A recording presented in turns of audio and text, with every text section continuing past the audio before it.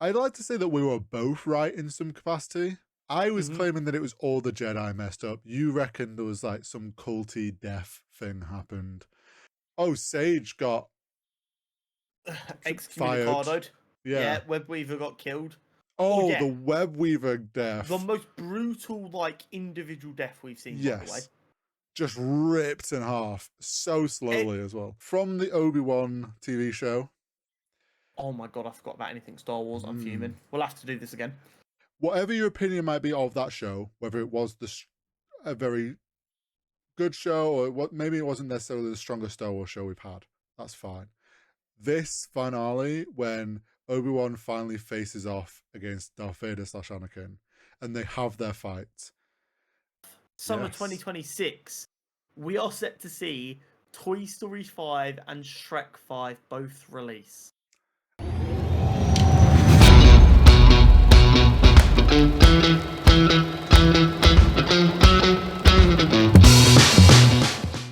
Hello, and welcome to episode 122 of Cutscene Combos. These numbers are getting mahoosive, by the way.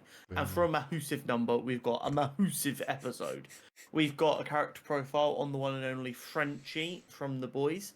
We have got the penultimate episode of The Acolyte. Yes. We've got the penultimate episode of The Boys. Yes. We've got our favourite TV moments from history as a partner to our favourite film moments from a couple of weeks ago. And then we have got quite a busy Nerd News Network this week. Yeah. But before all that good stuff, Horizontal, how's your week been? My week's been pretty good. Obviously, over the weekend, obviously I did all the editing and stuff for the podcast at the end of last week, and then I actually played Rust for the weekend. Played a wipe. Yeah, you did a Rust weekend wipe. Didn't degen too hard, but degened a little, as you do in Rust. Actually had a very successful wipe. I would even say probably my most successful Rust wipe, which shows I am slowly getting better at that game. Does that make you feel better in your gaming ability after a rough couple of weeks of X-Defied? Yeah, it does. And also makes me feel better now that I'm reaching about 1,000 hours on that game, that I can actually finally play the game and not you can hang. Yeah. And then I've been grinding X fine. We've had shows. I've started prepping some D&D stuff for our group. Yeah. You sent a message in last night. Obviously, Wednesday's normally a gaming night, and everyone's like, "No, the Euros are on." Yeah, everyone cares about some stupid football game. I don't know. Just 11 guys kicking a ball around with 11 other guys. It's that's it's 22 guys.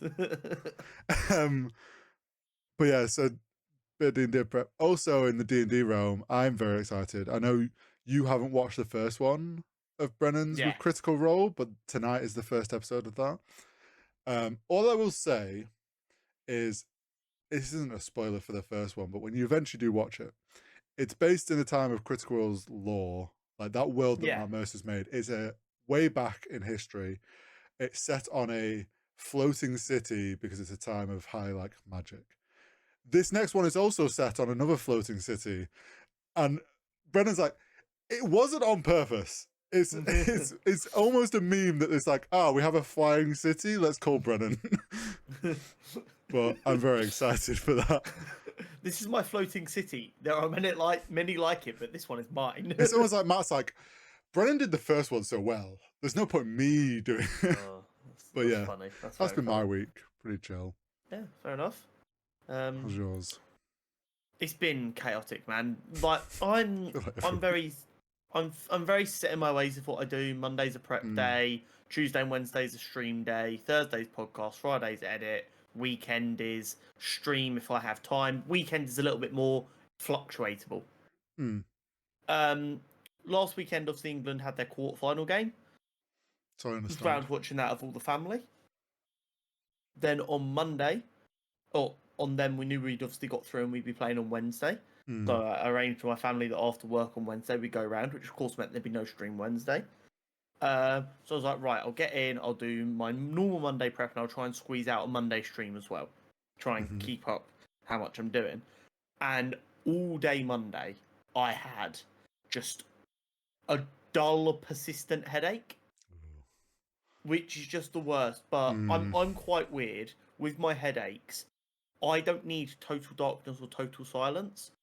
I need just a small murmuring, almost an annoying amount of light and noise, because it just kind of cancels it out a little bit. It makes me able to function through it.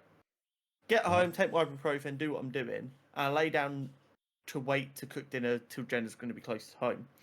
And I doze off on the sofa and I wake up and the headache's just got 10 times worse. Ooh. We've got some cool packs that we use. They're like stick-on cool packs, which are phenomenal for helping with any headaches. So I put that on, I've fallen asleep on, I've woke up, I'm like, oh no, it's caught up with me. Because I've said this before, I'm a bit like a shark. If I stop, I die. I need momentum.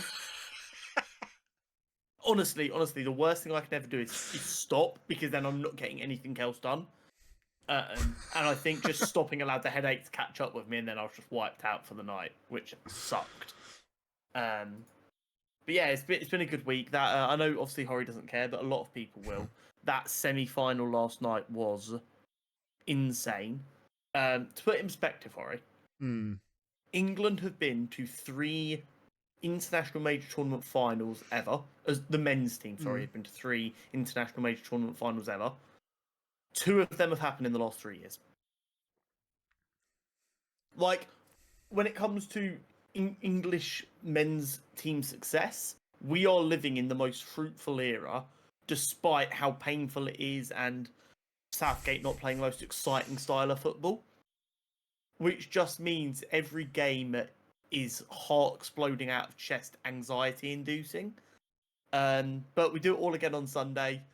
Me and my family were kind of tentatively during dinner before the game working out what the plan would be on Sunday around what are we going to do for food if me and Jenna happen to be round on Sunday, what might we do for dinner? And Mum was like, oh, I'll go get some chickens from Costco for like a roast dinner. I was like, I'm going to be honest, if we're here for dinner, I'm probably not going to want a roast. I'm probably going to want like pickier food. So that's valid.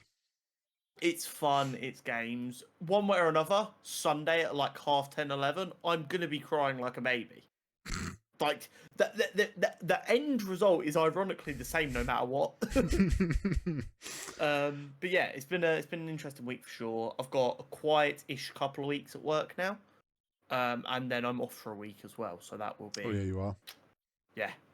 So that will be lovely. So let's get into it.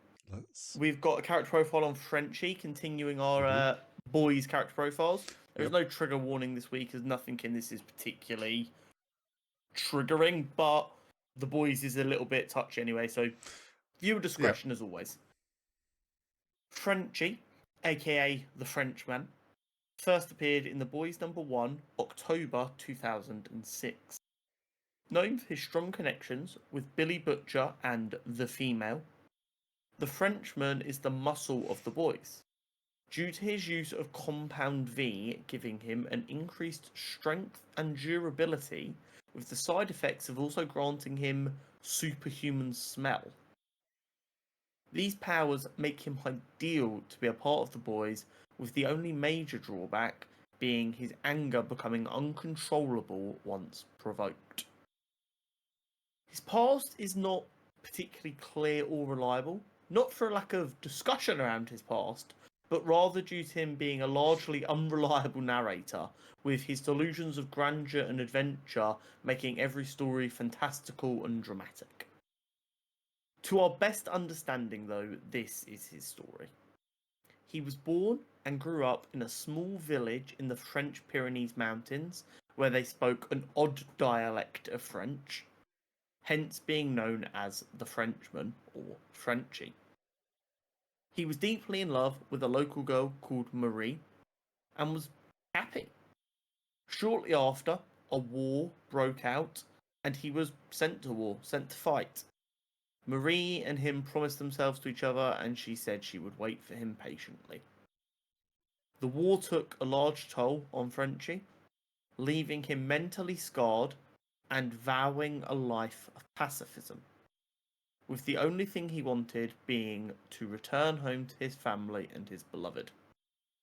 However, things would not go swimmingly at all for Frenchie, as he would return to find his love Marie was betrothed to his mortal enemy Pierre, causing him to sink into a deep depression from which he saw no return to the light.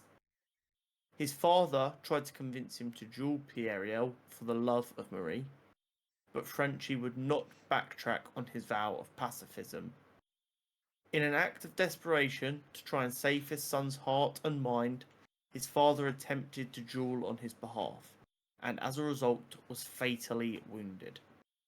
This led to Frenchie renouncing his pacifism and becoming a wanderer, going from bar to bar, getting in fights, until eventually he met Billy Butcher and was invited to join the boys. Later on, they go to separate their ways slightly, and it's only once Billy connects with Huey that he decides to reform the boys and brings Frenchie back on board again. The big difference that I'm sure people notice is Kimiko isn't named Kimiko in the comics. She is simply known as the female of the species. Yeah. And also Frenchie isn't temp V'd up or whatever. Yeah, so I don't believe temp V is a thing in the comics, but all of the boys end up taking V in the comics. Right. And I think they didn't want to go that route, which is why temp V became a thing. Mm. And of course, Frenchie is seen as more of a intelligent kind of weapons expert in the show. Yeah. Whereas in this, he's more general muscle. He's definitely still quite creative and inventive, but more in brutal ways, less in scientific ways. They've turned the female into Kimiko, and she has become the muscle because she's the one that's V'd up. So, yeah, previously Kimiko, or the female, who is very similar still, and Frenchie were the muscle collectively, by both being just strong and don't fuck about. Instead, they changed it slightly where you had Kimiko, who is solely the muscle, and Frenchie's more of the weapons expert and the chemist and the mad scientist. And his unfortunate end in The Boys is at the hands of Billy. So in the comics, Billy actually kills the boys. After killing Noir, who is of course a Homelander clone, he flips, turns evil himself, and kills the boys. And eventually, Huey's the one who has to kill him. Interesting. Very much so. I think of the ones I've done for the boys so far, I think Frenchie is the most obvious upgrade of a character we've seen. Yeah. They've added a lot more depth to him. They've added a lot more circumstance to him. They've obviously turned Kimiko into a much more prominent character. And that relationship's become a lot more important. He's less of just a almost in the comic. It seems like he's treated almost like a gun. It's like Frenchie, go kill. Whereas in this, Frenchie is in a person with opinions and thoughts. Well, yeah, they've kept that for his backstory of like that's what he used to be, and then since he joined the boys, he got to be more of himself. Exactly. So yeah. Very interesting character, though, and we'll be back next week with someone else. Let us know who you'd like to see. The Acolyte. The Acolyte. My brother in Christ. Obviously, we knew we were getting the 2 penultimate episodes this week. Yes. But as a general rule, when you're getting multiple penultimate episodes in a week, I always expect one of them to, not be as impressive.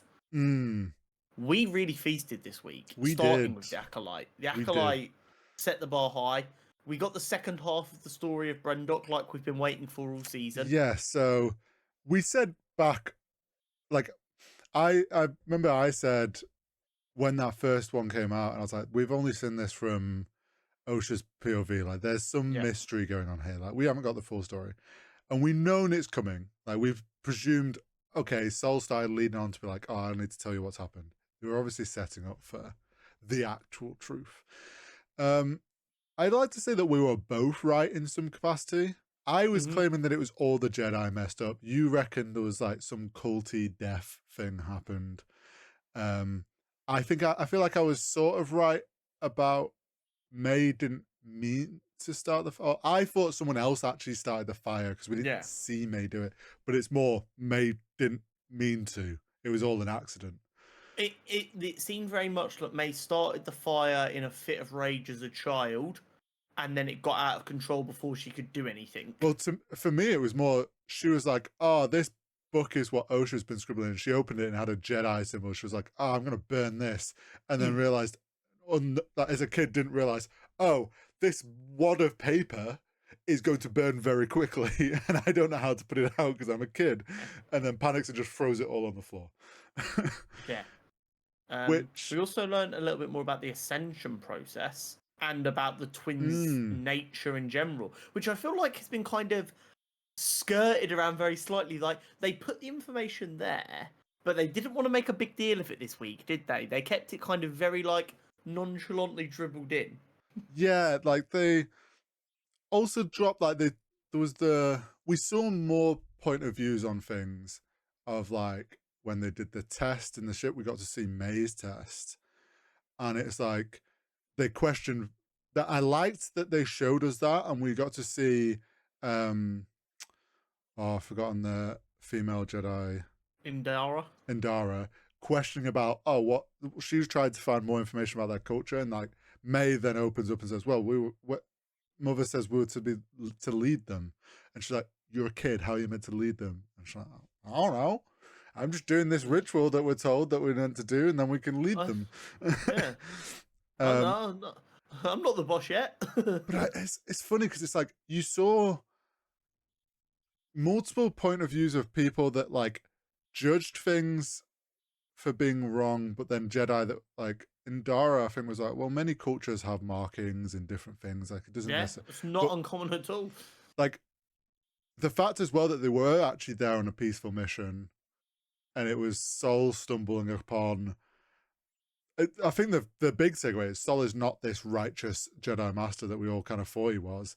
He was fully taken for a ride by his feelings.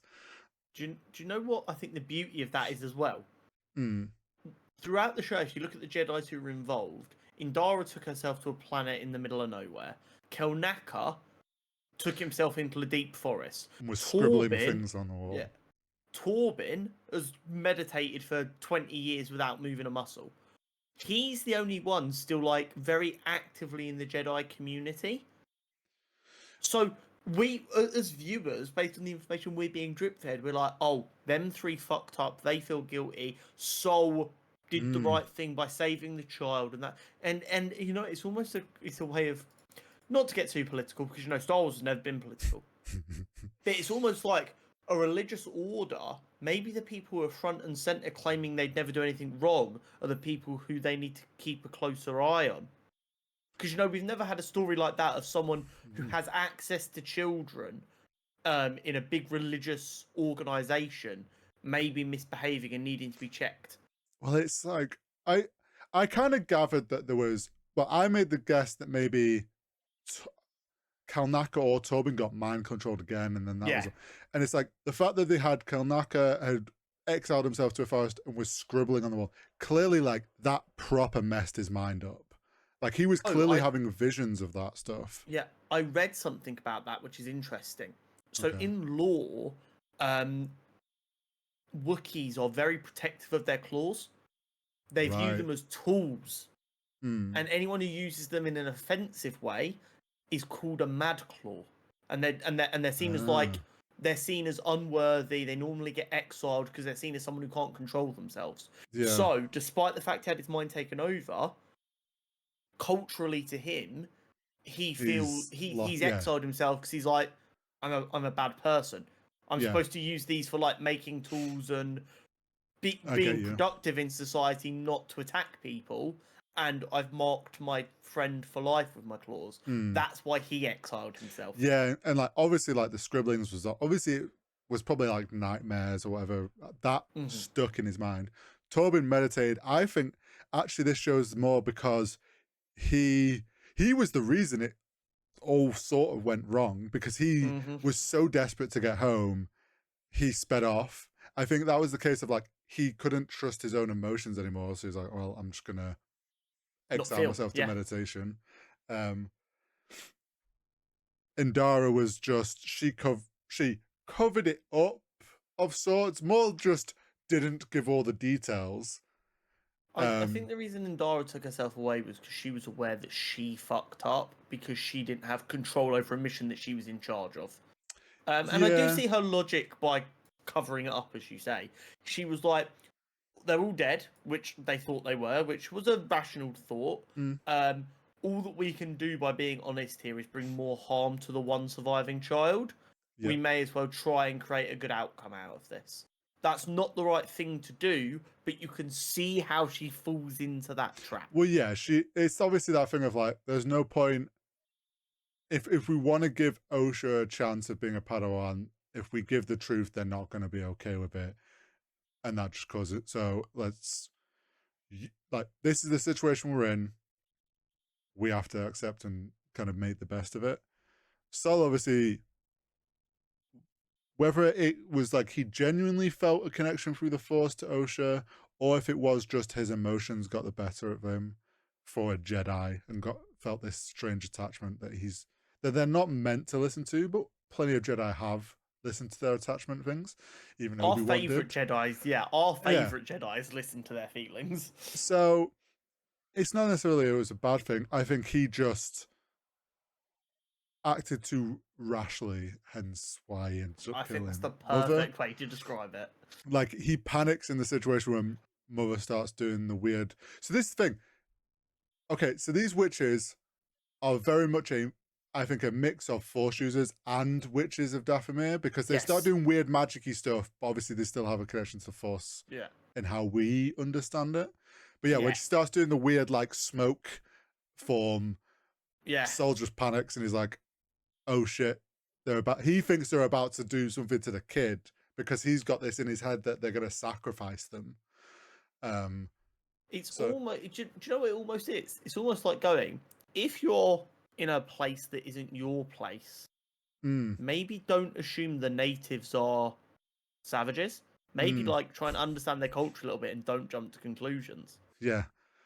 And maybe don't take the word of like how a kid words something, because they're probably not wording it correctly. Yeah. The other crazy thing was what was I going to say?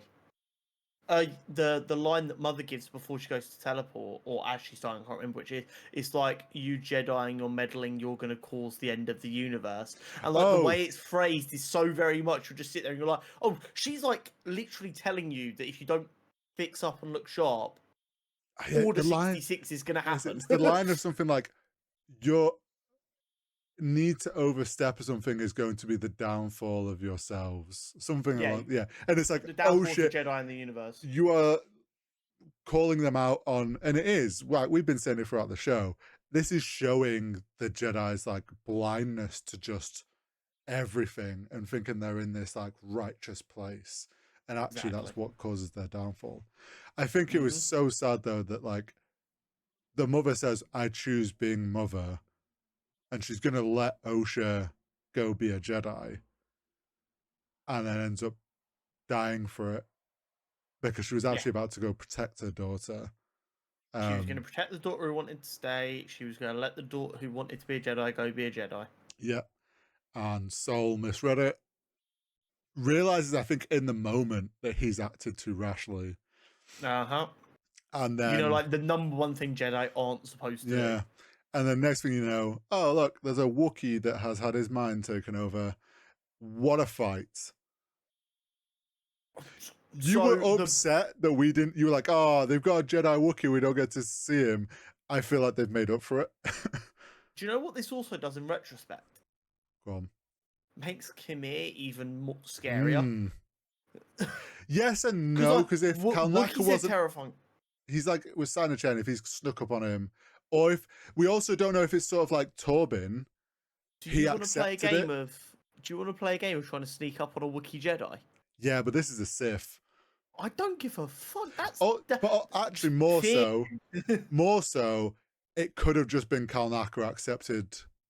If he's exiled himself, bit like Torbin took the poison himself, like Kalnaka's going to be like, yeah, I'm not worthy of being like, probably was maybe willing to be killed. Yeah. But I feel like we got an amazing, the choreography again, but I loved how they showed like Soul's acrobaticness. However, the he moves. was ready to take Kelnacker's fucking head off, and instead just punched him, and it was he was nice with it when he was in his prime. Yeah, and like the flips and stuff. Like we got some proper lightsaber Jedi fight moves that feel like, oh shit, yeah, like these are people that can. Because when a Jedi gets to train with other Jedis for years, yeah, like we got some good stuff. Also, like the temple was kind of what we predicted of being some sort of force sensitive place. It was a Virgin's location. Yes. Which makes a lot of sense as to how they were able to build up the power that you would need to be able to use the Force to. I mean, we thought create twins, but it seems to be based on what we now know that actually they simply split a child into two using the Force. Yeah. Well, that's sort of how identical twins happen. It's just a cell that then splits. So, but I looked up more about because I was like, I feel like the Virgins. I wasn't sure if it was a new way of wording it or if it is a thing. It is a thing. Found out, which I didn't know. The Jedi Temple in Coruscant is built around the Virgins. That makes sense. The peak of the mountain of Coruscant, which is what the Jedi Temple is built around. Apparently, that is a strong light side Virgins, which people then say is probably why Darth Sidious could hide because it was too strong, like it overpowered any dark feeling. Yeah. The same reason that Yoda could hide on Dathomir, not Dathomir, Dagobah. Dagobah, because there was the cave. Dark side Virgins, yeah. The dark Which side. was obviously what caused Luke to see the weird Vader thing. That's a scene that should never have happened, but it did happen. And I would imagine the place we saw Grogu meditate was some sort of a Virgin's location. So like these are common things. I like that they've used it. But yeah, it's going to be interesting to see because this is, I would imagine the next episode will be like, this has come from Sol telling May because that's how the last episode ended. So I imagine this was like us visually getting to see him tell the story. I don't think. Well, May knows that he killed. Yes. Mother. I think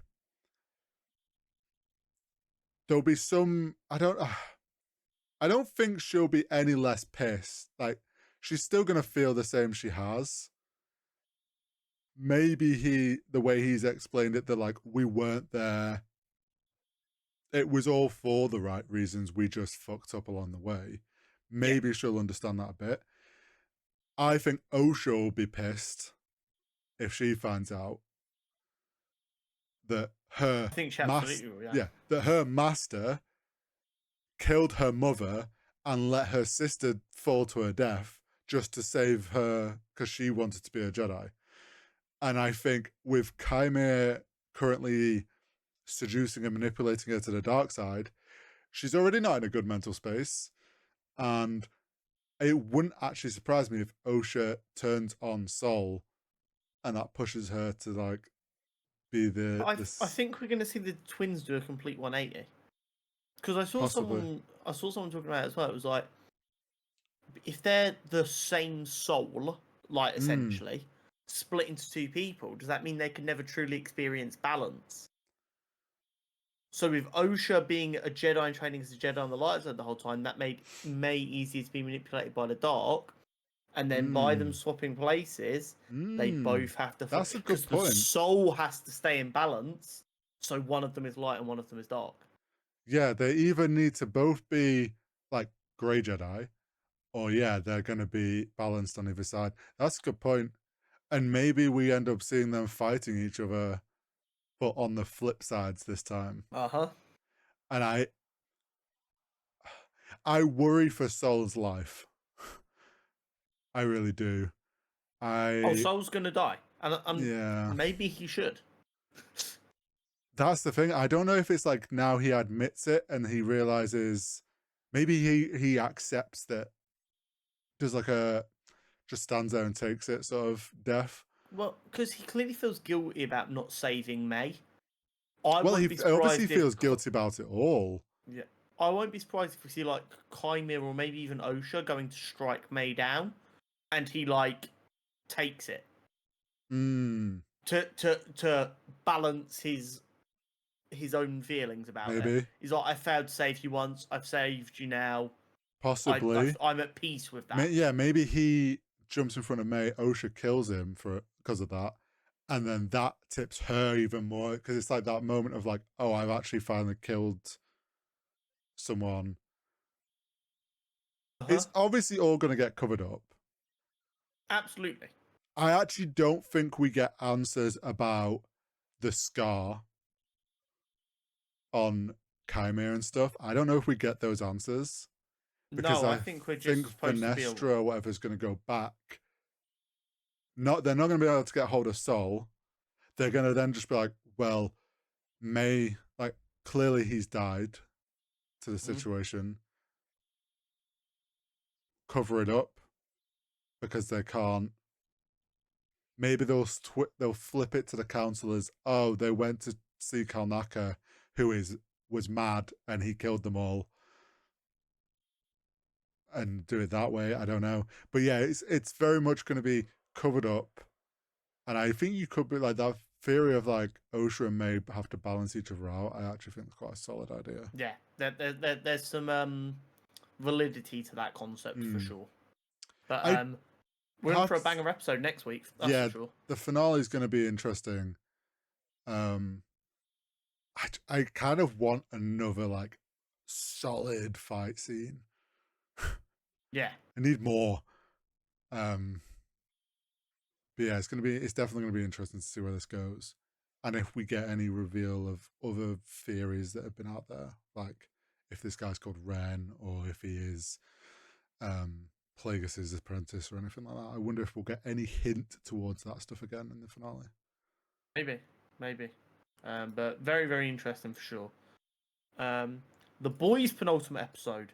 Yes, also another just straight up episode. The best episode of the season by a mile. Honestly, yeah. The best all-round episode for hitting like all the marks of the boys, I think. Yeah, they remembered what they did that worked. They knew what they needed to do to get the best out of what they always want to do. They did a really good job this week. We got some proper soup-on-soup action for like an extended period for what feels like the first time this season. Yeah. Lots of development for a lot of characters, kind of setting everyone up for the finale of the season, and then moving into season 5. So last week we were kind of left in a little bit of limbo. Butcher had realised that he was seeing things. Yep. He was trying to get this virus to work, but knew that the only way it could really work at the minute was as like a mass weapon instead of a targeted infection. And that was kind of where we were in the most part. Homelander and Firecracker had formed an alliance, we'll say. Everything was starting to take shape. A-Train was on the brink of turning. Yes, after saving Mother's Milk from his panic attack, he got to experience what it felt like to be an actual hero, and we all saw that resonate in his eyes. And instantly I went, that means he's dying this season. And Twitter did agree with me on that one. And I think, unfortunately, after this week's episode, I think it's cemented now. Whether it happens this season, I don't know. So, if I was A-Train right now, my plan would be to go public like Starlight did, because we know that kind of makes Starlight untouchable. That's what kind of made Starlight untouchable. Yes, but with the way that it seems Homelander is leading, where like moments, in terms of the series, we are moments away from him being in full control of everything to do whatever the fuck he wants. So I don't know if that would actually protect A-Train anytime, or for very long. If I'm A-Train, fucking run halfway around the world. Yeah, he might have found you eventually, but You can always run quicker than Homelander can fly. No. In canon, Homelander flies quicker than than A-Train runs. Oh. He literally can't outrun him. I mean, he can run and hide for a while. Yes. And hope that all the other shit going on keeps Homelander busy, which I think is what I would... If I was A-Train, I'm like, oh, shit's about to blow up. I'm out of here. He's going to be busy dealing with this. I've got some time before he comes hunting me. So it's really interesting because we discussed it before. What the Netflix Marvel shows did really well was when it came to villains, it did a really good job of humanizing them just before the fall. So they're evil, they're evil, they're evil. Oh my god, they were traumatized as a child. They were bullied. They were treated horribly. I see how they could do this, and then they do something so unnecessarily evil that you're like, okay, cool. You might have had a shit life, but now you're actively trying to make choices to be evil. I feel like that was the Deep this week. The Deep has been a bit of a mean character a few years now. Season 1, horrible piece of shit character who abused Starlight. Everyone hated him for that. Then over the last 3 seasons, they turned him into a bit of a meme character that no one took seriously. Yeah, they kind of got bullied a bit by Homelander. And, yeah. Now, Sage has come in, built his ego back up, and he's back to being a piece of shit. And I think it's the exact same concept, but done over a longer period of time. Well, it's like, it almost was, we started to feel a little sorry because, oh, yes, he's a piece of shit, but like, he's kind of getting treated like shit. Like, everyone's just using him as a meme, and he doesn't realize he's a meme. And now we feel sorry for him. And even this season, it was like, oh, we know Sage is taking advantage of him, but he feels like he's getting some worth and it's making him feel good. So but oh no, he's being like abused still. Yeah. To the point where he finally snaps on his octopus. Yeah. And then voiced by Tilda Swinton, which is still hilarious. That death was so drawn out. And also, wait, were you like me that was like when she immediately started being like, I can't breathe? I'm like, but doesn't it go on the bed quite often? I assume it was because earlier on, like before he put her back in the cupboard, he did say, you can't be out of water that long. I assume she just hadn't been back there long enough. I suppose maybe. It was just I was but yeah, it was very dramatic. Yeah. To then being sent off by Homelander to go kill the boys. Go kill the boys, deal with them. I'm sick of them. So suddenly he's like full ego mode of like, I am the most powerful. Yeah. And it was fun to see a member of the Seven seem powerful and dangerous again. Yeah. When he first put that fist through that pillar, and it gave like the fight some weight that felt above human, I was kind of like, yeah. Well, that's the thing. Now we're fighting. When he smacks Starlight across the room, you're like, oh yeah, he actually is strong. He's not just that feeble like Aquaman of the group. Like people forget that he is a superhero and he is strong because he's been made to seem like the weak one. Yeah. Also, he was just a dick about that whole thing, which I think is the point. Like you say, everyone's like, "Oh no, yeah, he's a dick. He's not sorry for anything he did." He's abused. Like as weird as it was that his lover was an octopus. Anyway, he's being abusive in his relationships. He's just murdered his partner essentially. He's just told Homelander he's ready to go full like SS commander on this shit. He is evil. He needs to be dealt with. I love that Butcher has a fucking minigun in a box ready to go. Yeah, just craziness. Very funny though. I loved that Noir. That we obviously got the narcolepsy. Set up earlier in the season when he fell asleep in the meeting. So for it to happen mid-fight was hilarious. Yeah. After he got like knocked out and then like fell asleep and then woke up and spoke. Yeah. Starlight going, oh fuck, he speaks now? Oh fuck, he flies now? Yeah. Really funny. Yeah. The idea as well that like we got to see him fly.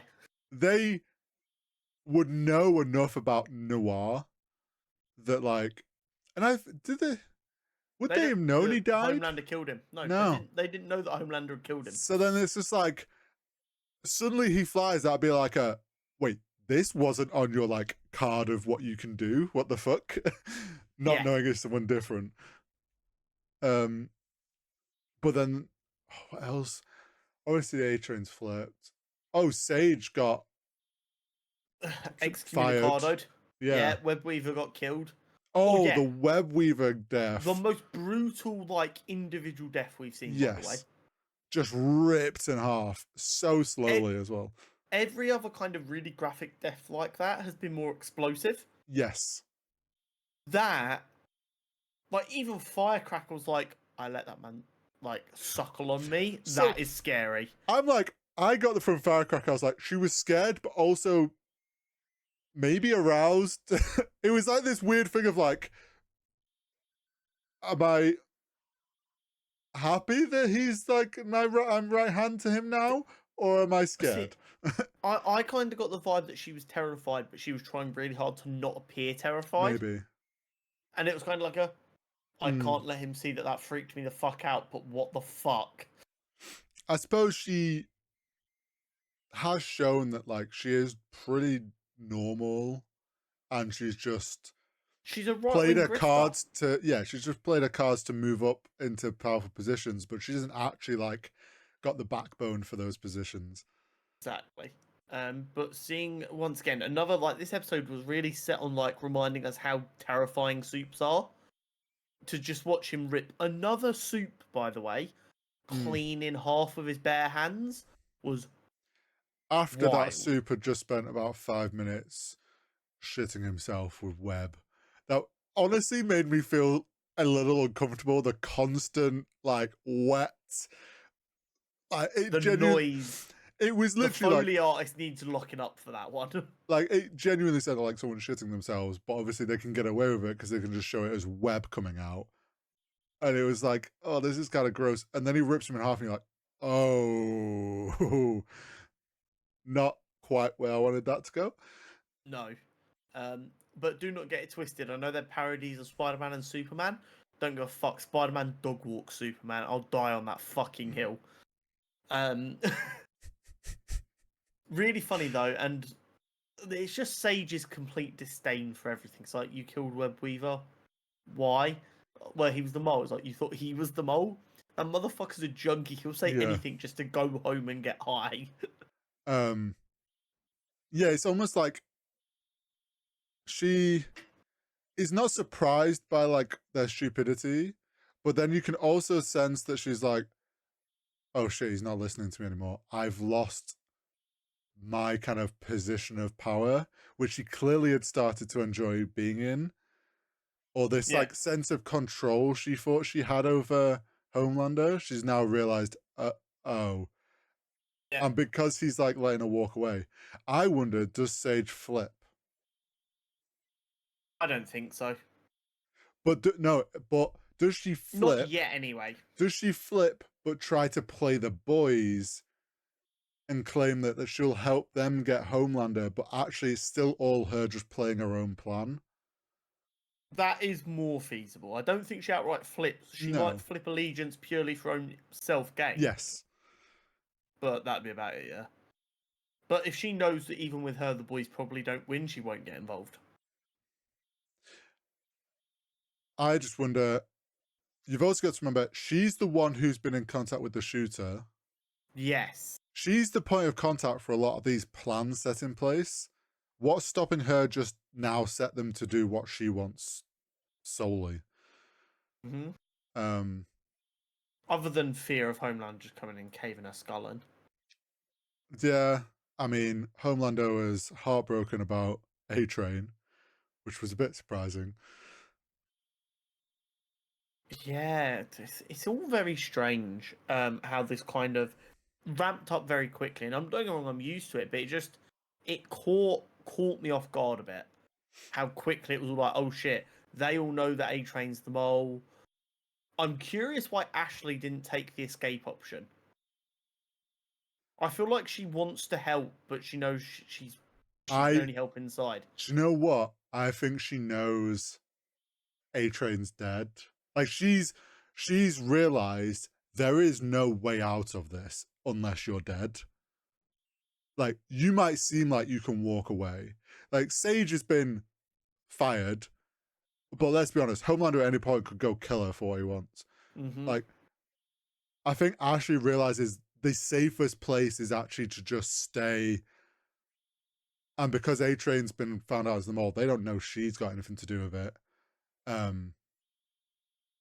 She probably realizes she's safer there because she didn't have powers. So she has like, maybe, I don't, that's my take on it. Yeah, it's interesting for sure. Of course, the big reveal is that Starlight got kidnapped and replaced by the shapeshifter. After the bar, well, so we find out right at the end in the bar. Now, I take it as it was. My guess is as she was leaving. Yeah, she said she was going to go head off, didn't she? So it was obviously in that point, and that's when she got gassed in the flashback we saw.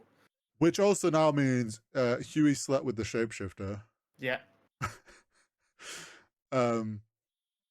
Grotesque way of showing shapeshifting, by the way. Oh yeah, that was some like the first time they showed it, and I'm like, why is this soup ripping? I was like, okay, this is a soup because they're really fucking strong. Oh no, I thought they were just a psycho at first. I was like, oh, they've been played. She's running. Then she starts ripping her flesh off, and I'm like, okay, this has to be a soup thing, but I don't understand why. And then when she starts pulling her face, and you see that, oh, this is how she shapeshifts. This is how the boys do. Of course, this is how the boys do shapeshifting in the most gruesome possible way. Insanely gruesome, and obviously now Starlight's being set up to be the person who assassinates the president. Yes. You hadn't considered it that way, had you? You thought they just needed something. No, I just considered. I don't know. I hadn't really thought about why I thought it was more because they'd found out about it. So it was maybe their way of dealing with that. I hadn't thought about the fact that they could use Starlight to be the one. Does that not suit Homelander down to the ground? If the person who kills the president is Starlight, the person who's been going against him this entire time. Yeah. It's getting a bit scary. One detail we didn't notice from last week, which I thought was going to be more important, but ended up not being important. The prison that Frenchie was at, yes, was a Tech Night prison. So people were like, the camps have already started. It's not that Frenchie doesn't want to see Kimiko; it's that no one's getting. I saw people. Look at how empty the visitation rooms are because no one's being allowed to visit. I mean, it could have been somewhat. That could still partially be true for everyone else, and Frenchie was just the one person who didn't actually want to see anyone. Well, it also is just that could be true, but Butcher's friend in the CIA has enough play to still pull someone out of there if they want to. Exactly. Exactly. But Frenchie also didn't want. But so I did see that as well on the internet. Oh, the whole virus thing. As soon as Kimiko got stabbed in the leg, I was like, he's gonna have to chop a leg off. And so painful to watch. But then the funniest thing was later when they're all there and they open the ice check. Little baby leg. The little baby leg. It was so good. It reminded me of the whole Deadpool. Yeah. I was genuinely worried that they were going to drop us with a Kimiko death right there. Because I would argue, yes, Kimiko's done bad things. She's one of very few genuinely good characters. Like, characters like Butcher is a good character, but I dislike him. He's a bad person. Like, straight up, he's a bad person. I was kind of like... She's a bad person. When she got stabbed, I was like, either this is going to start in the leg. In my moment, I was like, if it starts in the leg, he's going to try and cut it off. If it's just it happens all over, she's dead. And I was so prepared for it to be like either way. But then when it shows that it starts in the ankle and starts, I'm like, oh, Frenchie's going to just cut that shit off.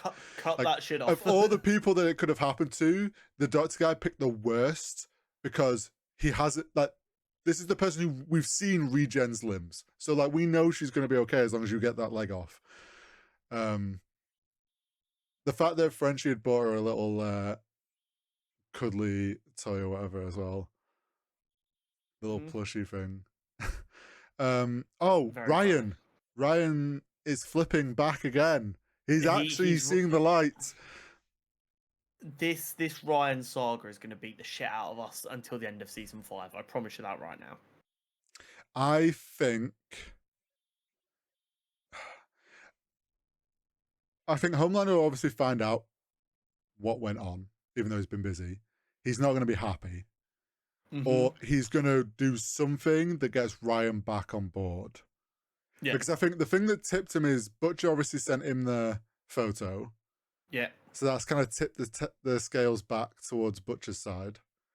And then his dad was just so unimpressed with his feelings, even though his dad was like, I'm going to care about your feelings. It's us against the world. He dismissed him, who's like, I'll just go on with it. I'm busy.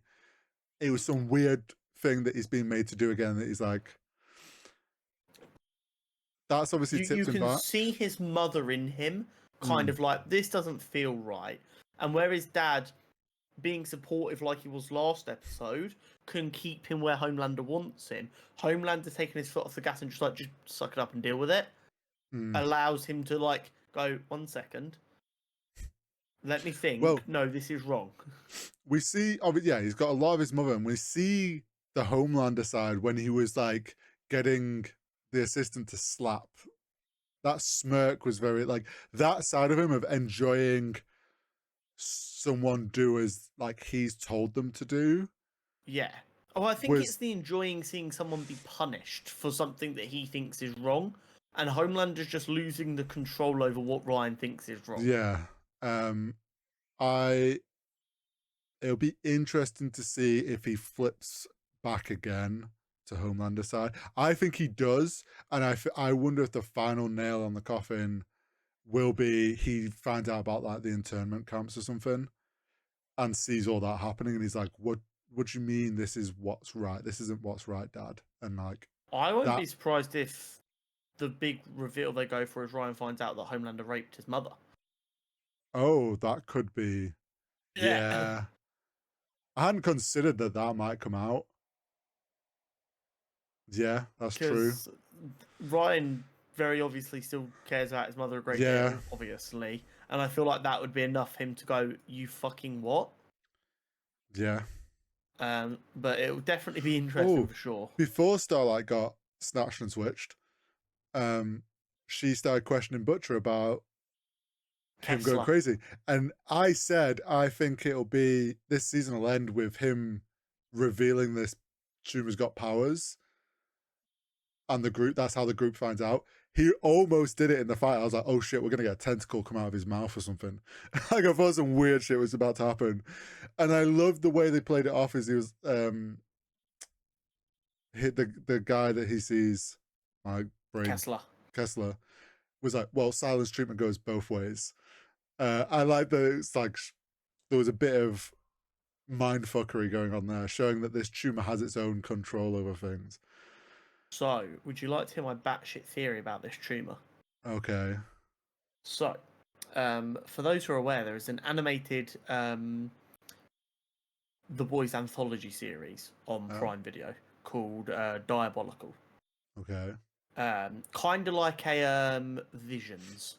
Right. Different art styles, random stories all set in the Boys universe. Okay. And one of them is about an old dude and his wife who's dying of cancer. Right. And he's a janitor at Vought. He breaks in, steals a vial of V to give to his wife who's got cancer. Okay. It saves her life, and then the tumor literally escapes her body and becomes a giant tumor monster. Oh. Now. We saw what happened to the rabbit. That animated monster we saw was very tentacly in that show. I think there might have been a little bit of testing. Do we like this theory going on there? We might not see it completely escape the body, but it's possible.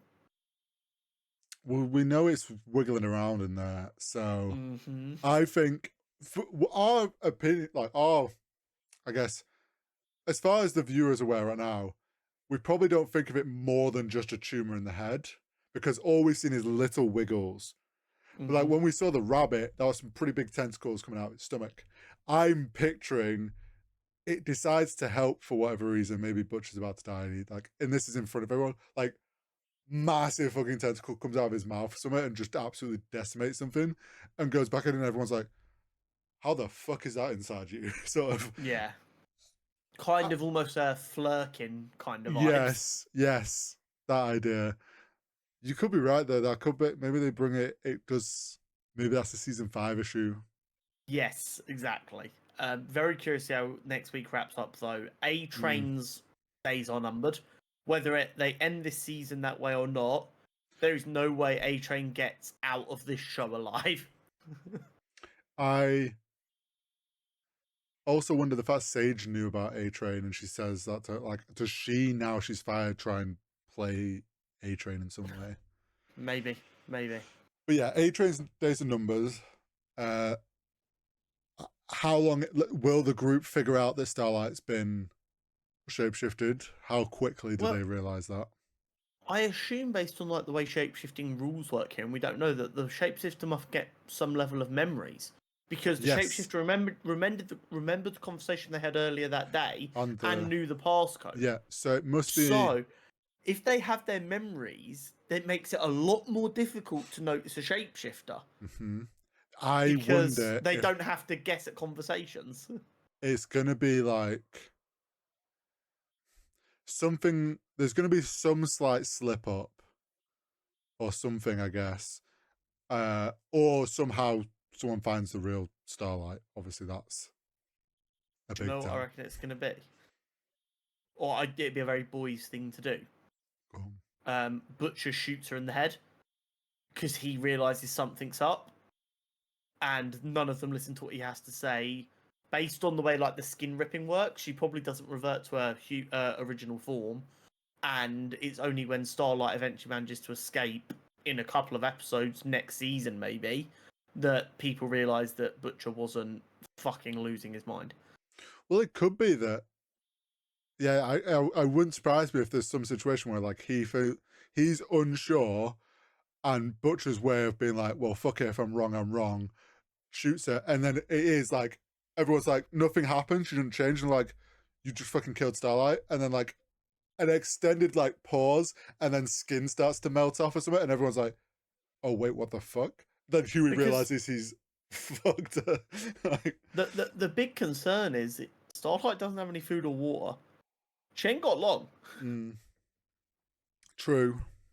And that was a dark room, so I don't see much electricity, even if her powers were working properly, for her to draw from. Yeah. She's in a rough spot. Oh, does Sage, knowing that was probably the plan, and now she's been fired, does she go and try and fuck up? I mean, Sage won't be protected. She doesn't seem like she's that much of a physical threat. So if the boys find out she's been fired, there is a chance they can kind of jump her and go, tell us everything. Because Sage could then get the shapeshifter to change into somebody else. Say a firecracker. Next week's going to be wild, and I feel like we're going to probably have more questions. We're also going to be questioning if everyone is the actual person now. Yeah. The beauty of a shapeshifter in a they did that so well as well with the whole fan interaction. Secret story is so good. Yeah. Because it's been so long since the shapeshifter's been mentioned, you've forgotten all about it. Yeah. Bellissimo. What we should have the way they teased it though was the when the shapeshifter was in the cupboard, they reacted in the exact same way seeing Starlight. It was like, oh, you're Starlight, and that's probably what should have tipped us off. Yeah, that's probably the little Easter egg way of if you're a real nerd, this might tip you off. I knew that when they opened that, I was like, this is the person. Something ain't right. Something smells off. For sure. Anyway, favorite TV moments. So a couple of weeks back, we did our favorite cinema moments. Yes, we did. And at the end of that, I was like, we could do this again with some of our favourite TV moments. Yep. So since Josh is too important for us now, busy this week. Since he got his 1.3 million views or whatever it is. Yeah. We've come back to do favourite TV moments. I spent some time thinking about these. There's some absolute bangers in here. We've got YouTube clips for a lot of these, so what Hori might do if he's feeling up to it is put the links to them down in the description, so that if you want to go see the scene, you can experience it and see if you agree with us. How many have you got, Hori? Have you got 5, 4? How many? I have 4 because you'd picked 4. Yeah, and then I remember. I have some honourable mentions again. Cool.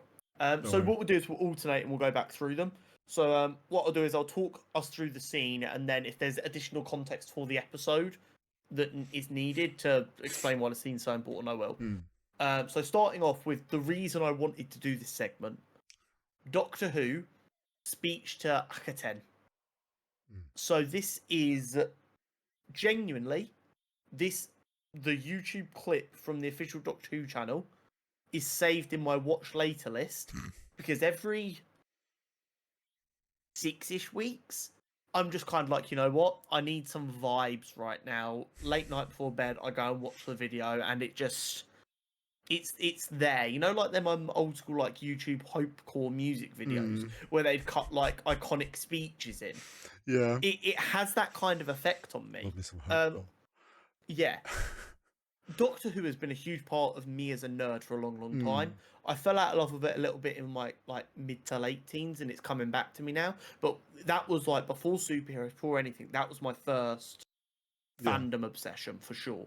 And it is just one of the most beautiful speeches. I'm a sucker for 2 things when it comes to TV and film: monologues and long scenes. As this list will make completely fucking clear. And this is one of them monologues that is rent free in my brain a lot of the time. The clip. If nothing else, this clip will be down in the description because it is one you have to experience. But the entire concept of the episode is it's a new companion. In this episode, in Clara, and the kind of rule in Doctor Who of a new companion is the first episode isn't a real big like fighty bad. It's more of a moral bad. Right. To kind of show off the Doctor's compassion. Yeah. So, the whole point is, in the clip, there's this girl who's singing. And on this little planet around this sun, every however long, I think they're saying the clip, I can't remember, it's like every 100 years, a child is selected, and from birth, their entire job is to learn the entire history of their people. Okay. And then they have this ceremony where the child sings this song and essentially gets eaten by the sun. Oh. Of course, the Doctor cannot let this run. Yeah. Which is why he gives this beautiful speech about all of this knowledge he has being this ancient being. And he goes, come on, bring it on. You want some memories to feed on. Try mine, see how you like them. And that deals with the parasite god.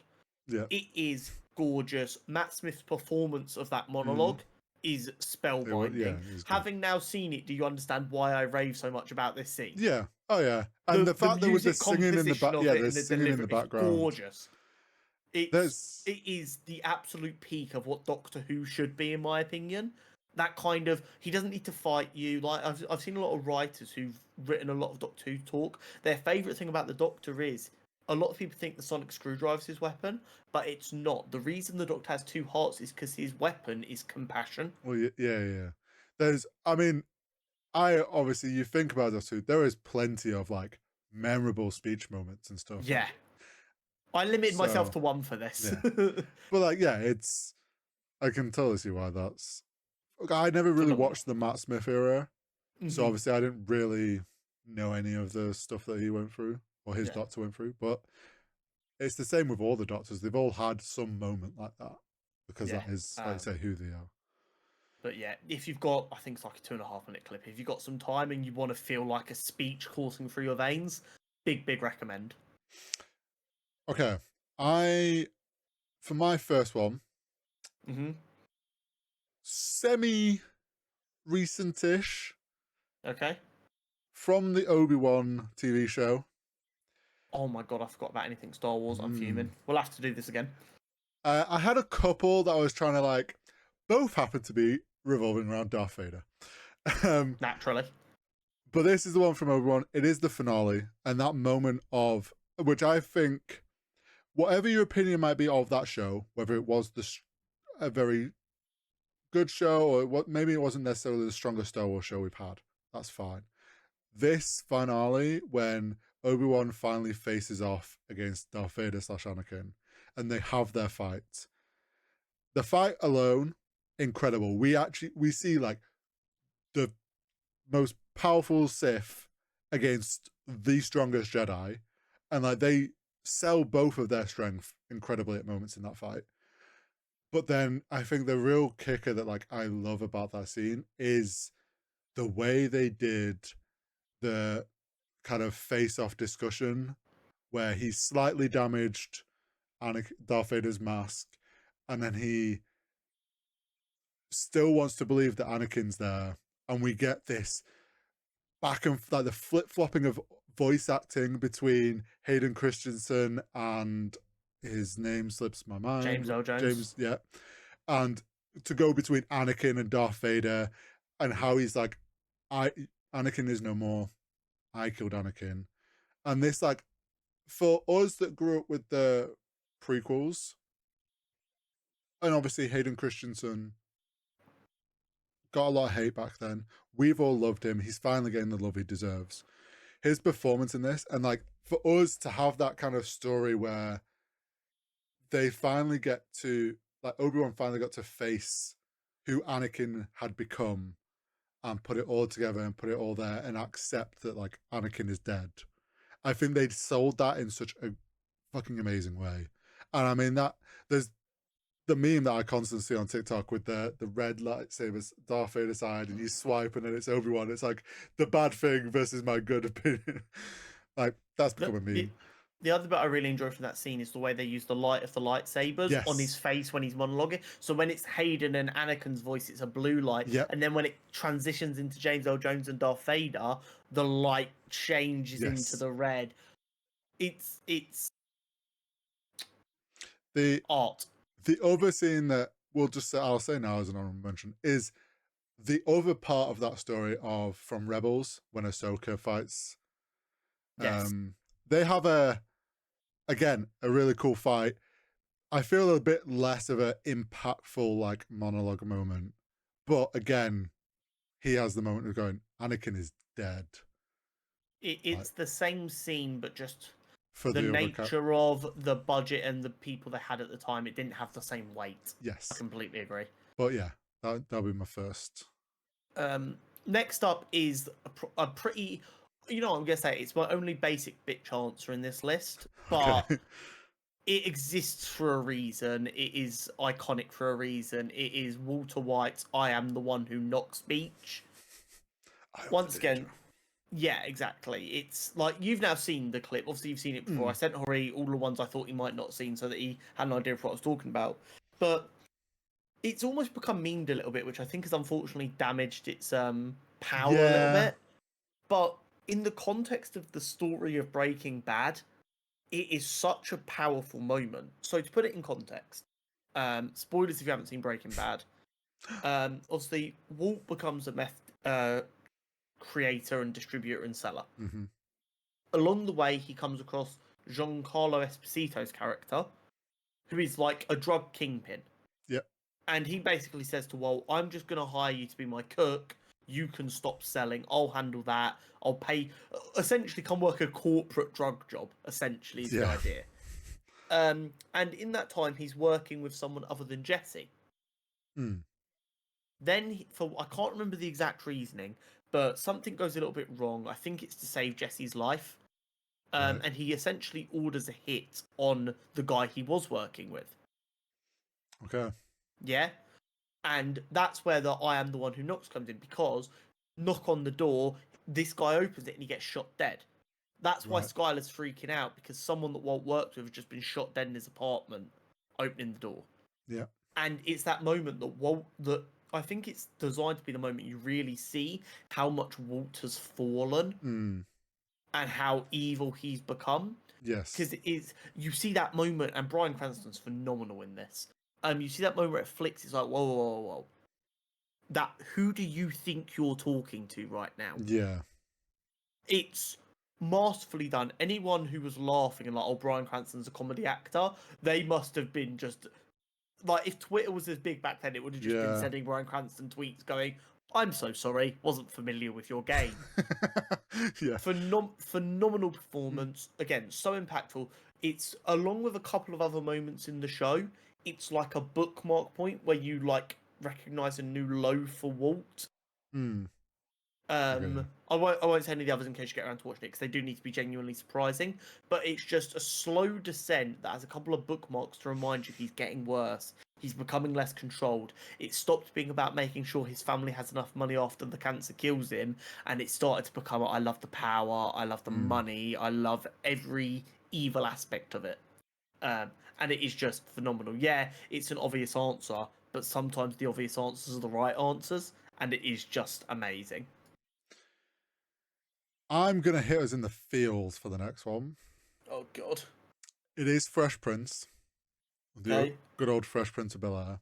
There is, I'm sure you probably will remember this episode. The one where his dad finally returns. Yeah.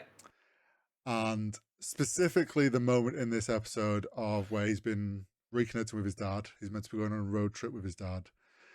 And then his dad rocks up, wants Uncle Phil to tell him, oh, sorry, he's busy. And then he's like, no, you can tell him yourself.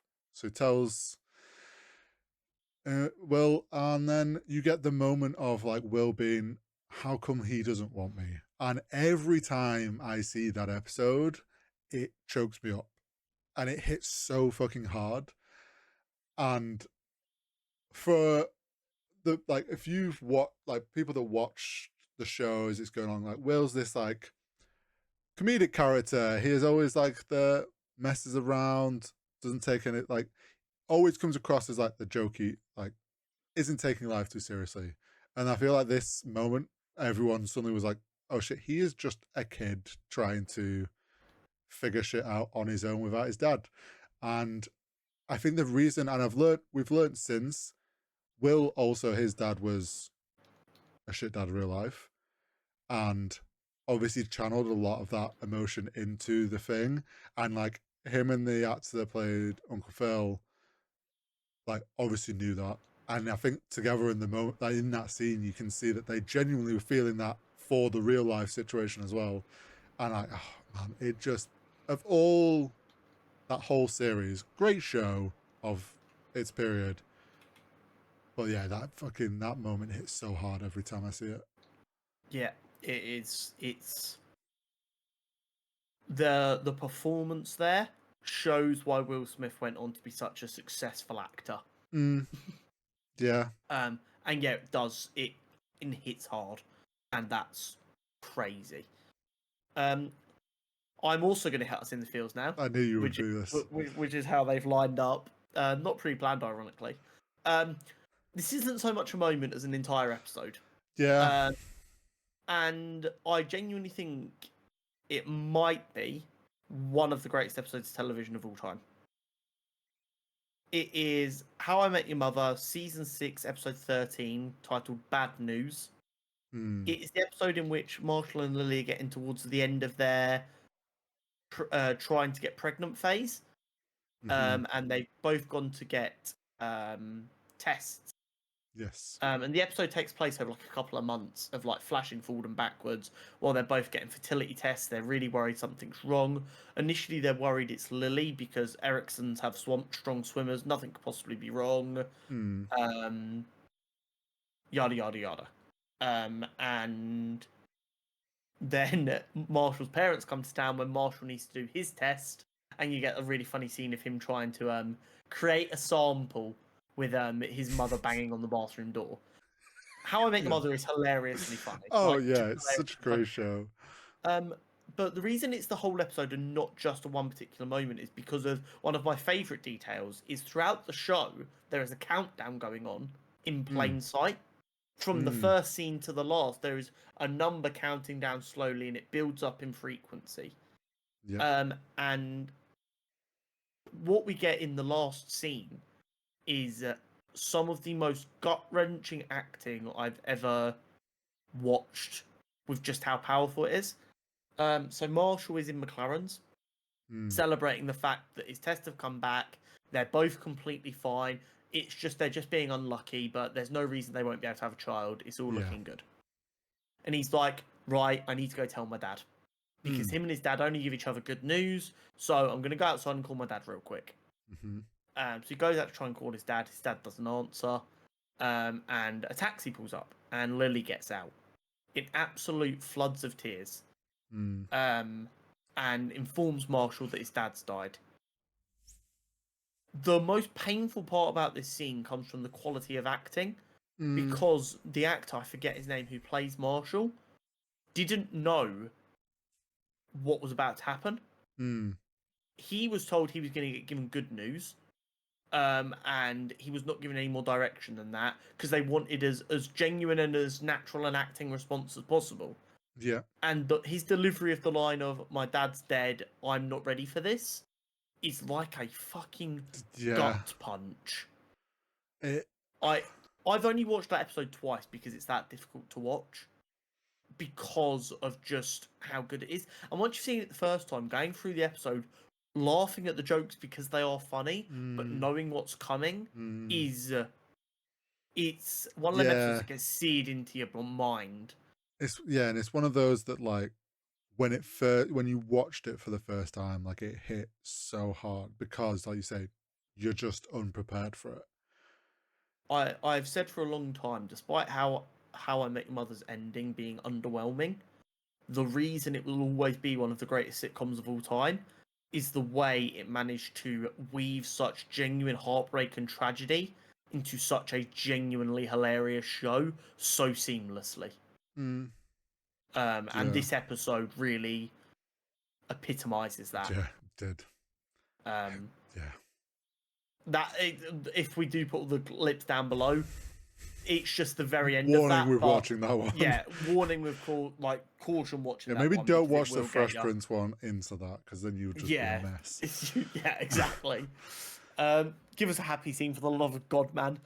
Okay, I'll give you a happy scene. And it is my generation's How I Met Your Mother. The original group of friends. It is from Friends.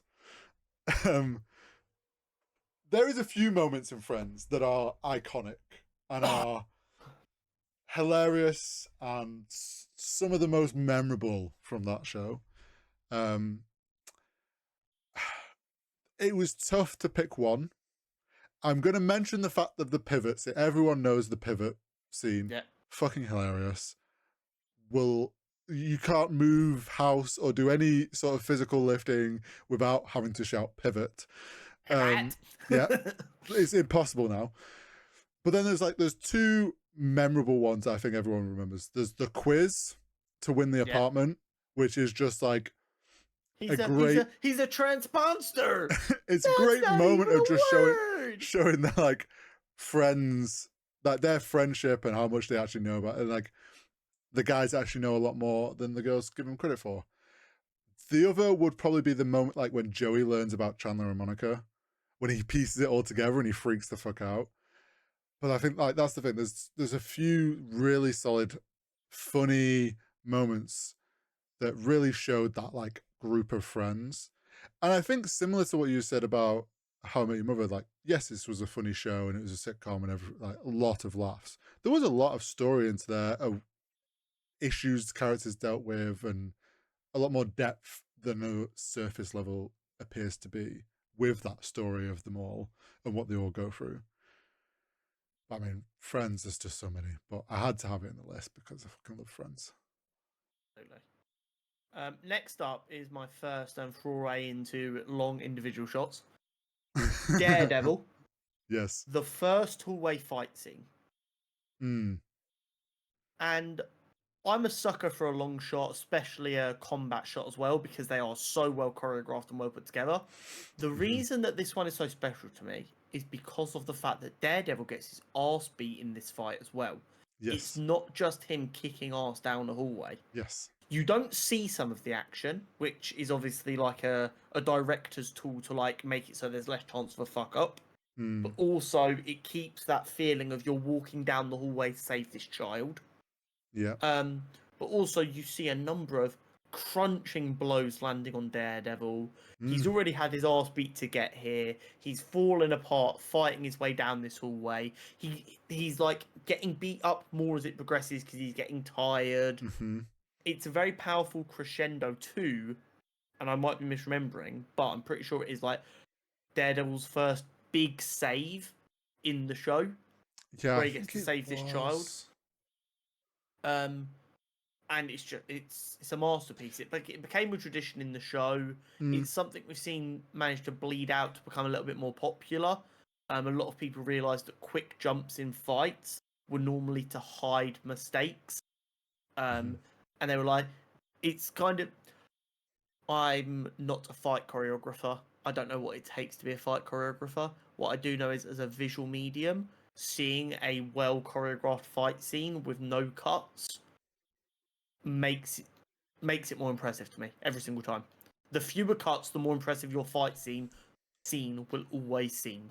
Do you know what's funny? It's like, obviously, in Daredevil, they took the inspiration from the Raid. Yes, which I still need to watch because nuts. I watched it very long ago, but yeah, it's also great. But I'd watching that earlier today. Probably the first time I've watched that clip in a long time. I kind of had forgotten. 9 years ago. Yeah, it's still such a good fight, and like you say, like he gets tired. You can see he gets tired, and the fight becomes like his punches aren't hitting as hard, and it's like everyone in that corridor is getting beat up, not just him being a superhero running through the corridor and destroying everyone. Yeah, it's such a good shot. And on the fight quad, I actually think that, like you say, it did a lot of good for giving, I think, fight coordinators more weight with directors. Because a lot of the time, I feel like I've heard it's the director's choices to like often cut stuff really rapidly or try and hide stuff, or like they've not given the fight coordinators enough time to actually film it properly. Usually they have it fully coordinated out, but then it's like down to a director's choice, not giving him time or something like that. It often leads to bad edits. Yeah. I think, in my opinion, the kind of perfect fight scene is the majority of it is kind of this hallway style long scenes, and you save the cuts to show devastating blows. So blows that, like, that's really done some damage. You cut in for that to give it a bit of the emphasis, and then you go back to the slightly wider shot with less cuts. I mean, I think that's the best way to show from a couple of weeks ago. Exactly. That's exactly. So yeah. So for my last one, I had to have Sons of Anarchy on here. Okay. I love the show. I think one of my favorite TV shows. There is two moments. One is how it ends. I think that will always forever stick in my mind, that final episode. But another very impactful one, which I will send you the link to, because I know you haven't. Yes, no, I've not. Sons of Anarchy is one of the things on my list of things to get around to one day. This is one that I know has shocked many people when it came out. And it is Opie's death. And those that have seen the show will immediately be like, oh no, I remember this. Because Opie was I want to say, a fan favorite character. He was the big softy who was wanted out of the gang, but kind of ended up still helping them. And it kind of was on the edge of trying to be out of it, but also still is his brothers, like, conflicted. Ends up, as the series goes, gets more involved again. And then situations, I forget exactly what it is that went down, but a group of them end up in prison. And it's kind of decided that they're being punished by some crime guy that one of them has to die. Jax is obviously going to be trying to take it for himself. Opie kind of unpreparedly volunteers himself by just headbutting a guard. As he is. He's like, puts himself before his brothers. And everyone, I think, in that moment, because this is a show that hadn't really at this point killed any big main characters. And that wasn't like a normal thing to do back then. I feel like Game of Thrones completely shifted that. Yeah. This, like, as a viewer, watching the lovable character get killed off in such a brutal way, so suddenly, I think just made you fall in love with that group more and become ride or die for that group of boys. Yeah. That Charlie Hunnam Yes. reaction to watching his brother get dragged away, realizing that his brother's taking the bullet is... And it's the way as well that Opie's character's like, I got this. Knowing what's coming, but still trying to be like, nice, it'll be fine. Don't you worry, he'll be fine. And it's so gut punching. And there's more then later in the series. There is other like main characters die and have some pretty tough deaths. Yeah. But that one specifically for Sons of Anarchy, like, just hits so hard. Yeah, it's a rough one for sure. It's correct. So wait, do they beat him to death? I assume they fucking executed him. No. Or they let some other prisoners in to beat him to death. So the prison guards are corrupt, and it's yeah.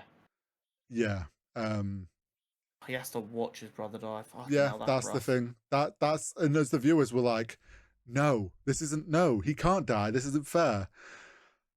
That's crazy.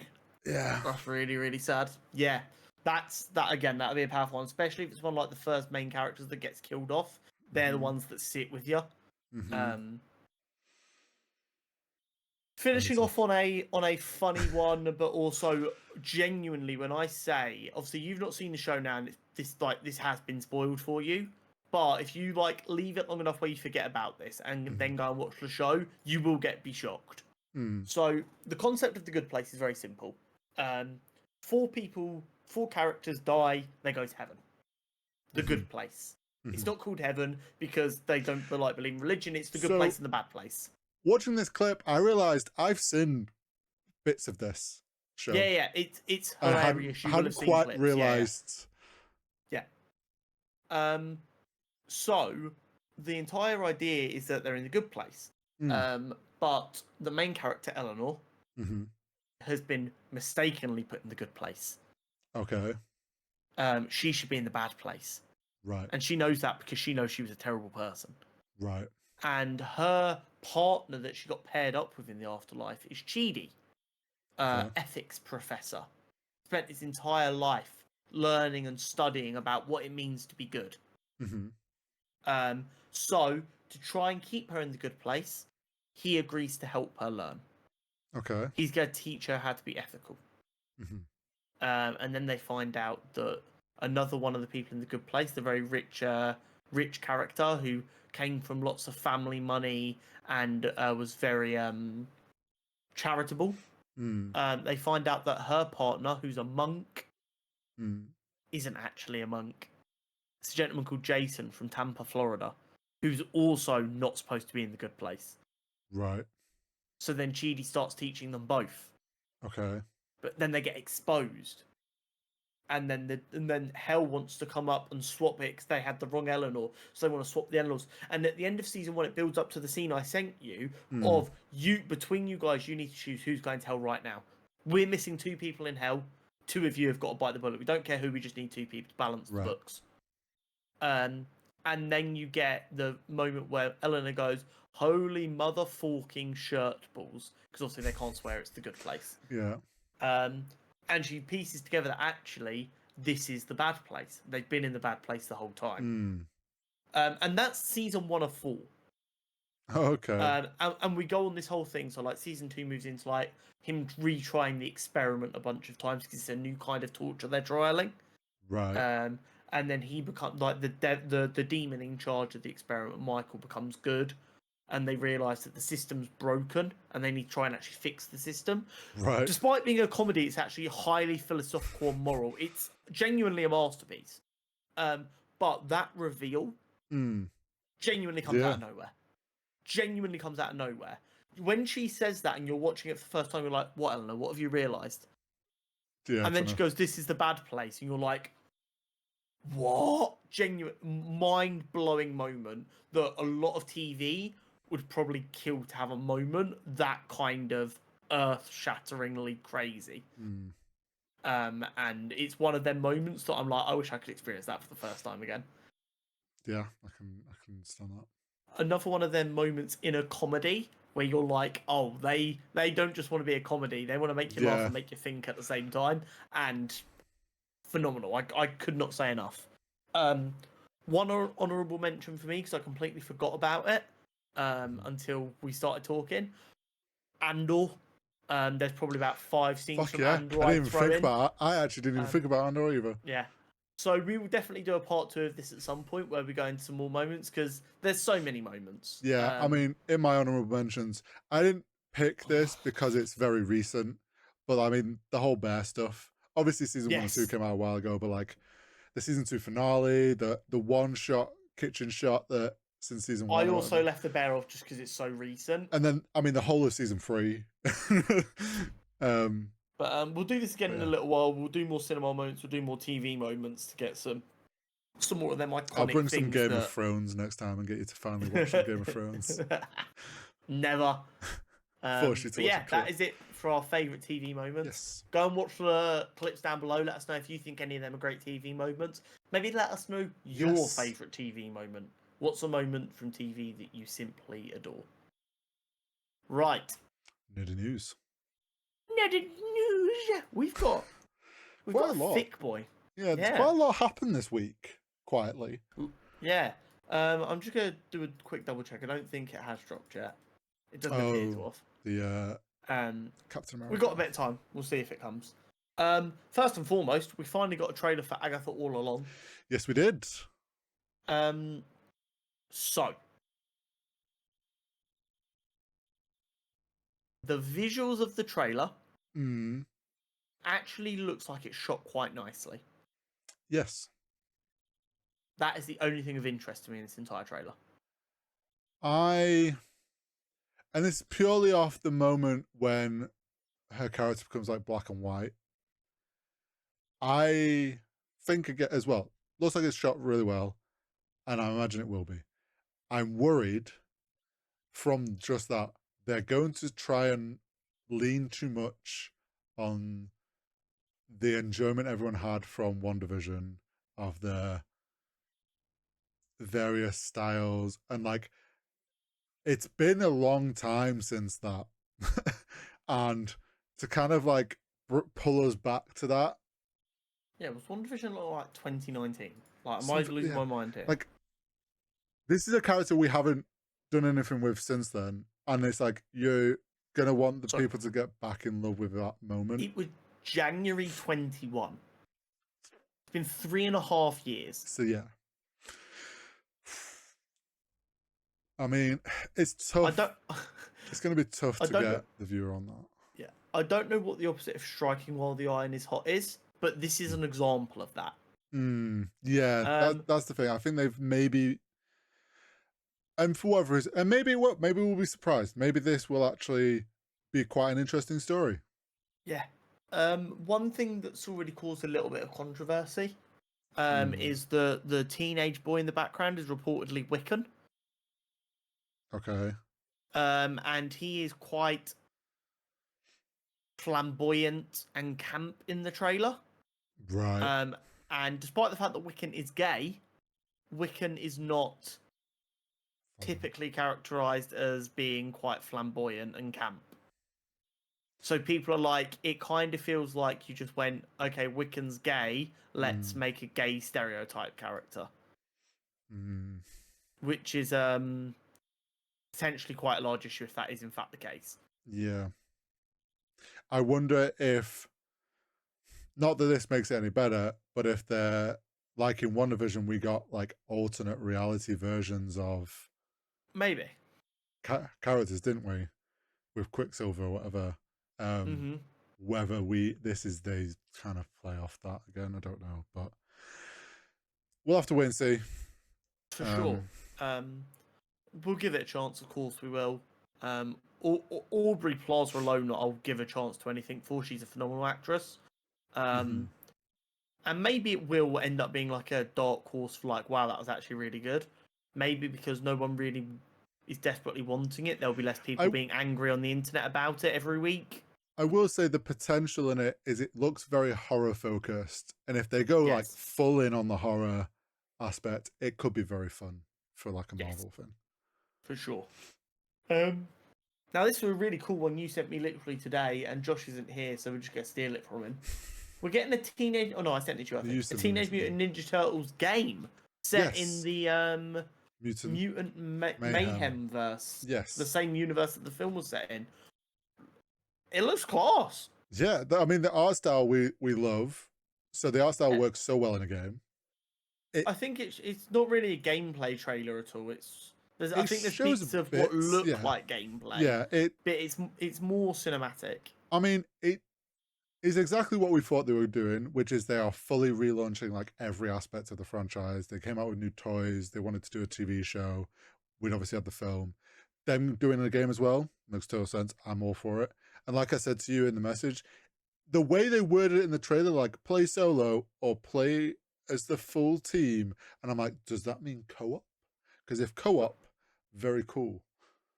The arguments will be who gets to be Raph or Mikey, though. No one wants to be Leonardo, let's be honest. True. Everyone's going to be going, I want to be Raph, I want to be Mikey. But it looks like fun. I've said recently I want to get back into more story games. Maybe I'll give this one a go. I mean, if it's co-op, I'm so down for us doing like a 4-player. If it allows online co-op. I think it's console only. I'll be fuming if it is. The only consoles have been announced so far, so it might be a later date we get a PC port. Yeah. I don't know. I guess we'll wait and see. But what I will say is, at the end of that trailer, it shows that it's selling it on the Switch. That gives such 4-person Switch vibes. It's unreal. Yes, it does. Thinking about it, it's got to be at least couch co-op. Yeah. Couch co-op 4-person on the Switch. Little Joy-Cons. If that's the kind of vibe they've built this game around, it will probably be fun as hell. Yeah. We got a Superman logo reveal for like the film logo. Yep. I mean, I was a big fan of this logo when we saw it for the first time anyway. I know people have some mixed opinions on it. I think the logo fucking slaps. Yeah, I mean... I like it. It looks cool. It fully seems... Visually fits the vibe of very bright, comic book heavy feeling. Like, feels very traditional Superman logo. Yeah. I mean... I saw someone put together, like, the 4 Superman logos we've had in live action. Right. And that really dark, drab Henry Cavill one sticks out like a sore thumb. I mean, that's good and bad. Like, it stands out. Yeah. It's just... My point is that I've been screaming for what feels like 2.5 years now. I want comic books to be bright and fun and colourful, and this logo is them things. I don't know what more I can actually ask for when it comes to the Superman logo than that. This is a really interesting one. Oh, I saw this. Yeah, Laz Alonso from The Boys plays Mother's Milk. Wants season 5 to end on a cliffhanger and set up a franchise-ending movie. Anthony Starr has also said he's down for this, so I think they're on a panel somewhere. They're being asked questions, and someone asked how he wants the show to end, and he was like, "I don't mind too much like the specifics of the story, but I think he was saying that he'd like it to end in a big film." That would be cool. The problem is people are starting to turn on The Boys. As with everything, the internet likes something until it doesn't. True. This season is getting panned week in, week out, even though its viewership has never been higher, and I think it's just as good as previous seasons. So it would be a big risk. Yes and no, because it's like, it depends how they do it as a film, right? Doesn't mean it has to be a film in the cinema. I think it kind of defeat the point if it wasn't in the cinema. I'm not a fan of films going straight to a service or straight to TV. See, this is where the anime person in me is used to this, where you often get a season of an anime and then sometimes the next one is like they do a film episode, which is like a feature length. Yeah, but have we not seen how Stranger Things have handled that? Stranger Things hasn't done. Yeah, their last season was basically 3 feature lengths, and now all of their new episodes that they're coming out with feature lengths. But that's just but it's still a season format. Like in anime, that's just like there's a film, and that's it. I think it could work because, like, yes, you could release it in cinema, but I think the issue there is people that maybe haven't watched The Boys or pay attention to have any clue what The Boys is, and then the people though that go to cinema or see cinema adverts and then like, oh, what's this Boys thing? Have no fucking concept of what. The Venn diagram of people who've seen The Boys and people who enjoy going to the cinema might not be as big as it needs to be for it to make financial sense. No, which is why I think. But if you did a film episode, that's like we have season 5 and then we get a 2.5 hour finale film, and they put that on Prime, and it just releases straight onto Prime, and it's like you go. Or if you go on The Boys, it's like season 1. The drop down says season 1, season 2, season 3, season 4, season 5. You put it under season 6, and the season 6 is just it's a film. You can do it that way, and I think it still could work. It would be interesting. I'm not against the idea at all. Do you know what would be funnier? Is if it ends on a cliffhanger, they say they're bringing out a film, and then the film is just one of the films from inside The Boys. That'd be really fun. Like Homelander versus the Starlighters, and it's just like it's what the fight would have been, but from their perspective of a film. I really do feel bad for the VCU's equivalent to Kevin Feige though, because they just announced like 6 Tech Knight films and then he got dusted like the next day. They'll just recast. They recast Noir. The Penguin Show is now officially a HBO show. Oh well. So it'll be airing on HBO before going to Max. This is now 100% confirmed. Okay, right, well, there we go. Max is dead. And the show will also have a panel on the July 27th at San Diego Comic-Con with Colin Farrell and that's cool. Matt Reeves in attendance, as well as others. That's cool. Yeah, Max, I'm a little bit concerned about the longevity of Max when they're pulling something that got announced alongside Max to be a HBO show first and then go on to Max at a later date. If anything, I think this gives more weight to the whole idea of Max and Paramount merging. Yeah, I completely agree. Because they clearly don't completely believe in their product. They could drop Max, and this being a HBO show is very easy to feel like, oh look, here's your HBO shows on Paramount Plus. Yeah. I said ages ago they should just license it to a bigger company, but everyone wants their slice of the pie. I think in a world right now, everyone seems to want to have complete control over something, from the rights of what you're adapting, the script of what you've adapted. You want to have your own production company do the production. You want to have your own editing company do the editing. People seem to want to outsource stuff internally, if that makes sense. So just a different subdivision. Yeah, they just want to control every aspect of it nowadays. Yeah. Which means instead of what Netflix made their money doing, which was buying the license to stream a show, they're now like, no, I want to be my own distributor. And it's like, okay, cool, you're a production company though. You don't know what it takes to be a distributor, and you're going to fuck it royally. Because if they sell Penguin to Netflix, Netflix will make it available around the world. Max doesn't have the infrastructure to be available around the world. Yeah. Which is killing shows on arrival. Yep, it is. I moaned about this a couple of weeks ago, but we're still going to discuss it. Watchmen Chapter 1 trailer. I did watch this.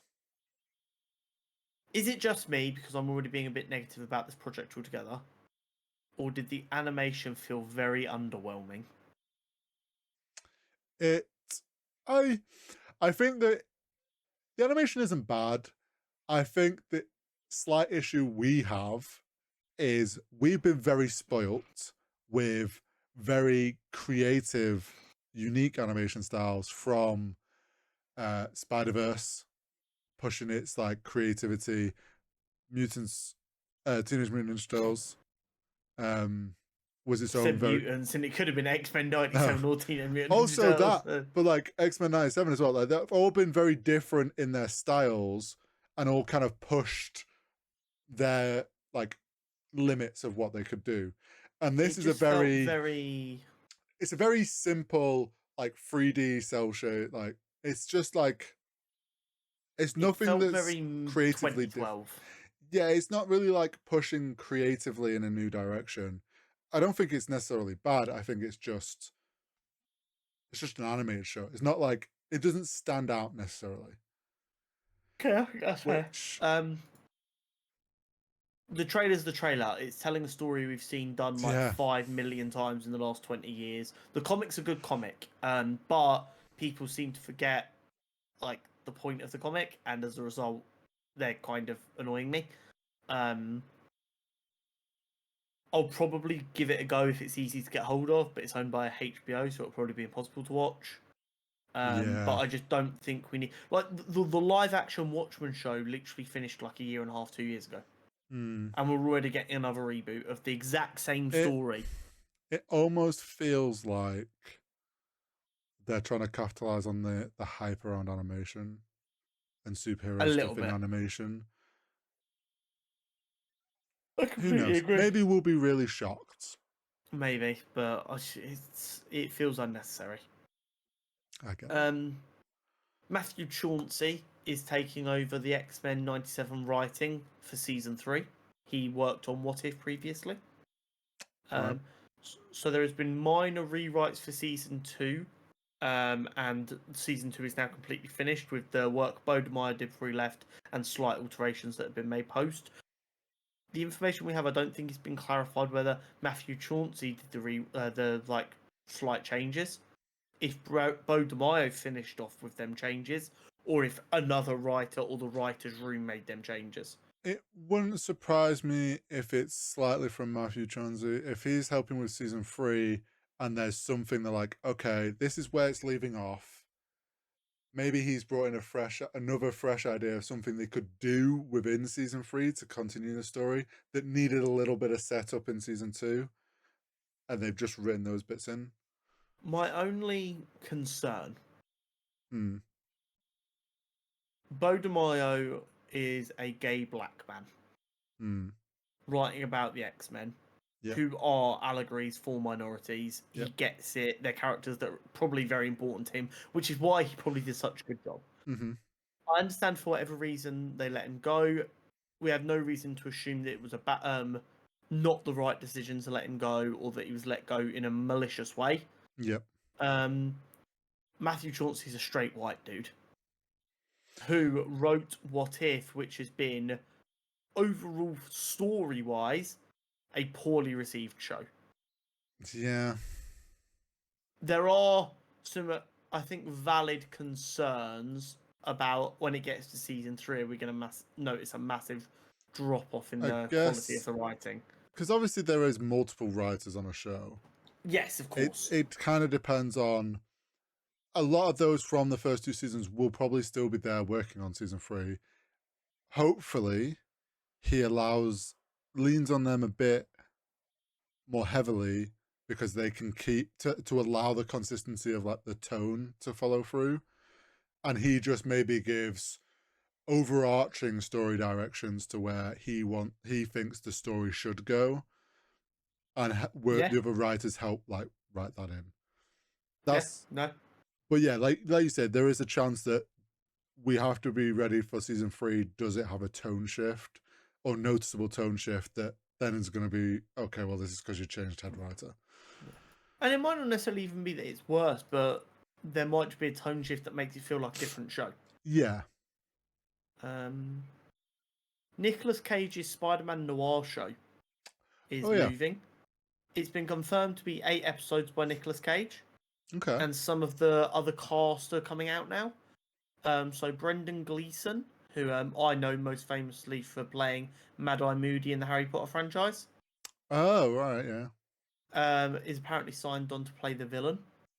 Oh, Okay. And Lamorne Morris, who played Winston in New Girl, Okay. is set to play Robbie Robertson, according to Deadline. Okay. I like these castings. I mean, Brendan Gleeson's a very talented actor. We know this. Yeah. Obviously, we don't know who the villain is, so we don't know if it's a good casting for that particular villain. But he's a good actor. Ironically, I've just started watching New Girl properly for the first time. I've seen good chunks of it, but not like fully. So just all of a sudden on my Twitter feed, seeing Winston, as I now know, just like, hey, that's Winston, in like a project that I'll have to keep a close eye on, was just quite funny to me. I have no real feelings on this show yet. It feels like a show we don't need, but sometimes the stuff you don't need ends up being really good. Hey, it's more Spider-Man content. It can't be any worse than the Sony Spider-Man content. I mean, is why Sony? Yeah, but you know what I mean. It can't be any worse than their films. Yeah. It's interesting, to say the least. We'll give it a chance. Okay. Yeah. Even if it's just a 1 season 8 episode kind of almost like mini series, it might be a cool project. Yeah. I think I've kind of got to a point now where I just kind of want cool stuff. Yeah, I know. I get that. Talking of cool stuff, summer 2026, we are set to see Toy Story 5 and Shrek 5 both release. How old are we? Do you know what would be amazing? And as long as it's not a forced thing, but if these released on the same day, purely by like another Barbenheimer, Shrek Story 5. I did see something very funny. We've not really spoken about the election, which was happening last week as we recorded. I think I've seen this meme. Yeah, the Labour government got in, but the last time a Shrek film released, Labour were in power in the UK, and they've now been back in power for like just over a week now. Or no, just coming up to a week now. Yeah. And we had another Shrek film announced. Yeah. Really funny. Just coincidence. Pure coincidence. Yes, complete coincidence. But I do like to think some random American somewhere was like, they have gone back to Labour, they can have another Shrek film. Yeah. It's just been sat there waiting this whole time. I'm not excited for it because I think it's needless, but I know when it gets closer, I'm going to be like, fuck it, I could go for some Shrek. Here's the thing, it's like Toy Story 5 and Shrek 5. I think Shrek 5 more so than Toy Story 5 is still being made for our generation because we remember it so fondly. Toy Story there's 13-year-olds who grew up without ever having a Shrek film release. But it's like Toy Story, they've managed to, like, the toys got handed on to the little sisters. Like they've shifted it onto like a new generation. Like it's not the Andy generation anymore. So they can kind of get away with like, it makes sense to keep making them. But I also don't understand where the story goes from the end of Toy Story 4. I'm curious to see what their plan is here. In the least I'm a man caring about children's films way. I'm just curious. But yeah, I just thought that was wild that we're getting another Shrek film. I thought we'd never see another one. I want it to end with a karaoke session. Yes. At the credits. Yeah, for sure. Everyone can sing along to. For sure. Alex Cross, the series being made that you sent me Prime. About. Yes. Yes. So, obviously, we've spoken about Jack Reacher a few times on here. We've never done a series watch along, but I've mentioned it a couple of times. It's a great show. Mm-hmm. So my dad's massively into books. He's read the Jack Reacher books a little bit, but some books he really loves are the Alex Cross books by, I believe, James Patterson. Right. And he's a big fan of them. He's very similar to Jack Reacher, but less about being a physical and more detective style. So it's less punchy punch, military police, and it's more police officer in like thriller mind games. Okay. And I'm excited for this because seeing how well Prime Video adapted Reacher gives me a lot of confidence in them to make these in a good way. So that's now set to release on November 14th. Okay. We will wait for a trailer. If it's something you're into, Hori, maybe we give into it. We are still primarily a nerd podcast, but we kind of watch anything that piques our interest these days.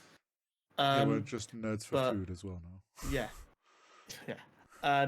But I'm very curious to see how this show goes, and I think if they can stick the landing like they did with Reacher, I'm calling it now. This could be like an all-timer crime show if they stick to the landing. If they stick the landing with this, Prime's killing it at the moment. Prime is doing what ironically used to be the norm in film and TV. They're going, right, what books are there? Let's read them. Do we like them? Do we see this being done on the small screen or the big screen? Okay, let's see if we can get the rights. Yeah. Or they're having people come along and be like, we've got this idea. Yeah. Sure, we'll fund it. That's what was done for the longest time. And because they don't have like any IPs that they own, they're not getting caught in the trap that other companies are where they're just trying to recycle their IPs. Yeah. Don't get me wrong, I hate Amazon. They're a dog shit company. I despise them. I would like for them to go bust.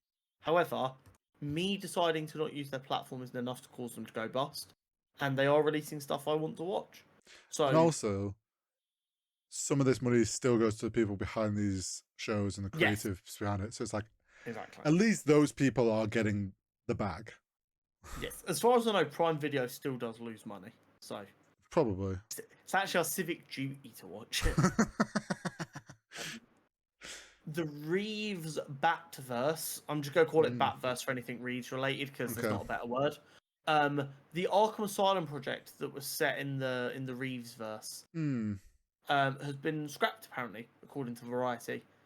I don't know if there's any real reason given. I don't know really how far they got into it. I don't know if it was just we're gonna give you like enough money to go and like work on this idea a little bit more.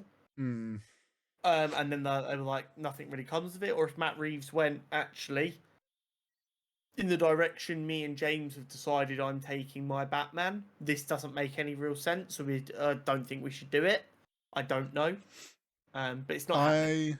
I wonder if either something with James Gunn and like maybe it's going to make things a bit too messy with where they want it to go, or it could be that obviously he was given like creative reign to come up with what he wanted. This could have been an early idea he had, and then maybe now writing the Batman 2, he's like, actually, I can do all the sort of stuff I wanted to do with an Arkham show within the film, like setting up that stuff. Like it could be that stuff's just going to fit into other shows or films, and he's like, it doesn't need its own project. Yeah, or at least completely. At the moment. Completely possible. Who knows? The D23 event programming has been released. Is it D23 still, or is it D24 this year? No, well, everything's been saying D23 still. Okay, so maybe the 23 isn't to do with the year then. Okay, cool. That's fine. I was just curious. But yeah, the event program has been released. Some of the notable things, obviously, it was leaked. I don't know, reported a few weeks back that D23 is expected to focus more on Disney Plus stuff. Yes. And San Diego Comic-Con will be more to do with films.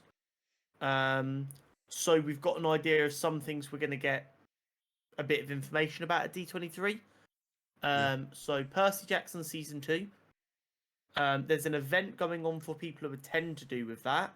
We're hoping we might get some more information released as a result of that as well. My understanding is there's like multiple panels and things go on, like at any event thing like that. There is like you said, there's one for Percy Jackson where they're going to discuss about how it was to make the book into a show, and then also reveal potentially some things about Season 2. So whether we get just teasers, bit of information, whether we get any sort of trailery teaser, I don't know, doubt it. Probably be more information on what to expect in the next season. And then there's also an animation panel. Yes. And a lot of what by the sounds of it, we're expected to get teasers for all of these. Yeah. Is my understanding. Like info on animated stuff and teasers specifically, I think, for these things. So we've got your friendly neighborhood Spider-Man, which I'm very excited for. Always excited for more Spider-Man content. Yep. Eyes of Wakanda, a show we know very little about. We just know it's like an anthology series set in Wakanda. Which hopefully could be very cool. there's some cool stories waiting to be told there. Let's see if they pull it off. Hopefully. What if season 3? Yep. And I think most surprisingly, based on like how quickly we've had the last season of this, X-Men 97 season 2. To already potentially have something to show us would be insane for that. The thing is, we know they'd already had it written, and the animation team will have gone straight into working on the next season because so like this could be very much just a teaser for like the opening of the season. Maybe. I imagine, because I feel like the trailer only ever really gave us a teaser for what the start of the season was like. Yeah. So it could just be like we get a few animated clips of like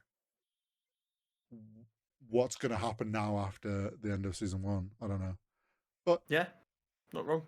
But it looks like, just based on that information we've got there, it looks like it could be quite a fun D23 with lots of things for us to get excited for. I imagine the main panel will have all your TV show stuff, like all the any Star Wars stuff, any Marvel shows, any of the like the spotlight.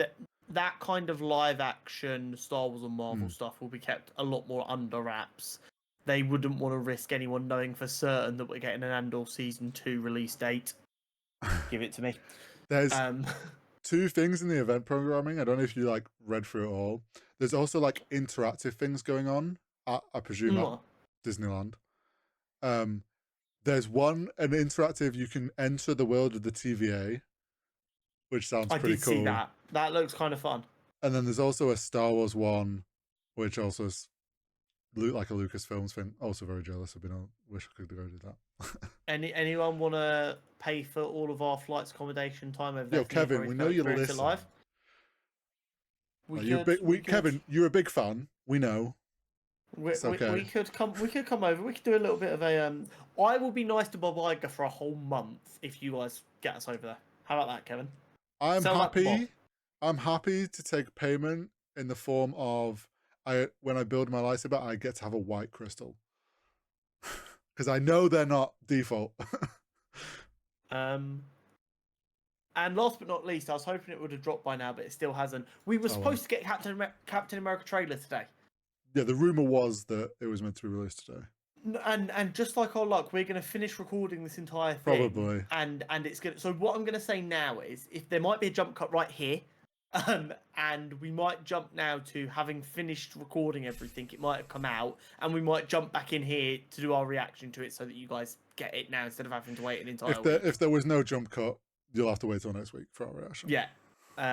But that is it for us this week. Thank you so much for hanging out with us.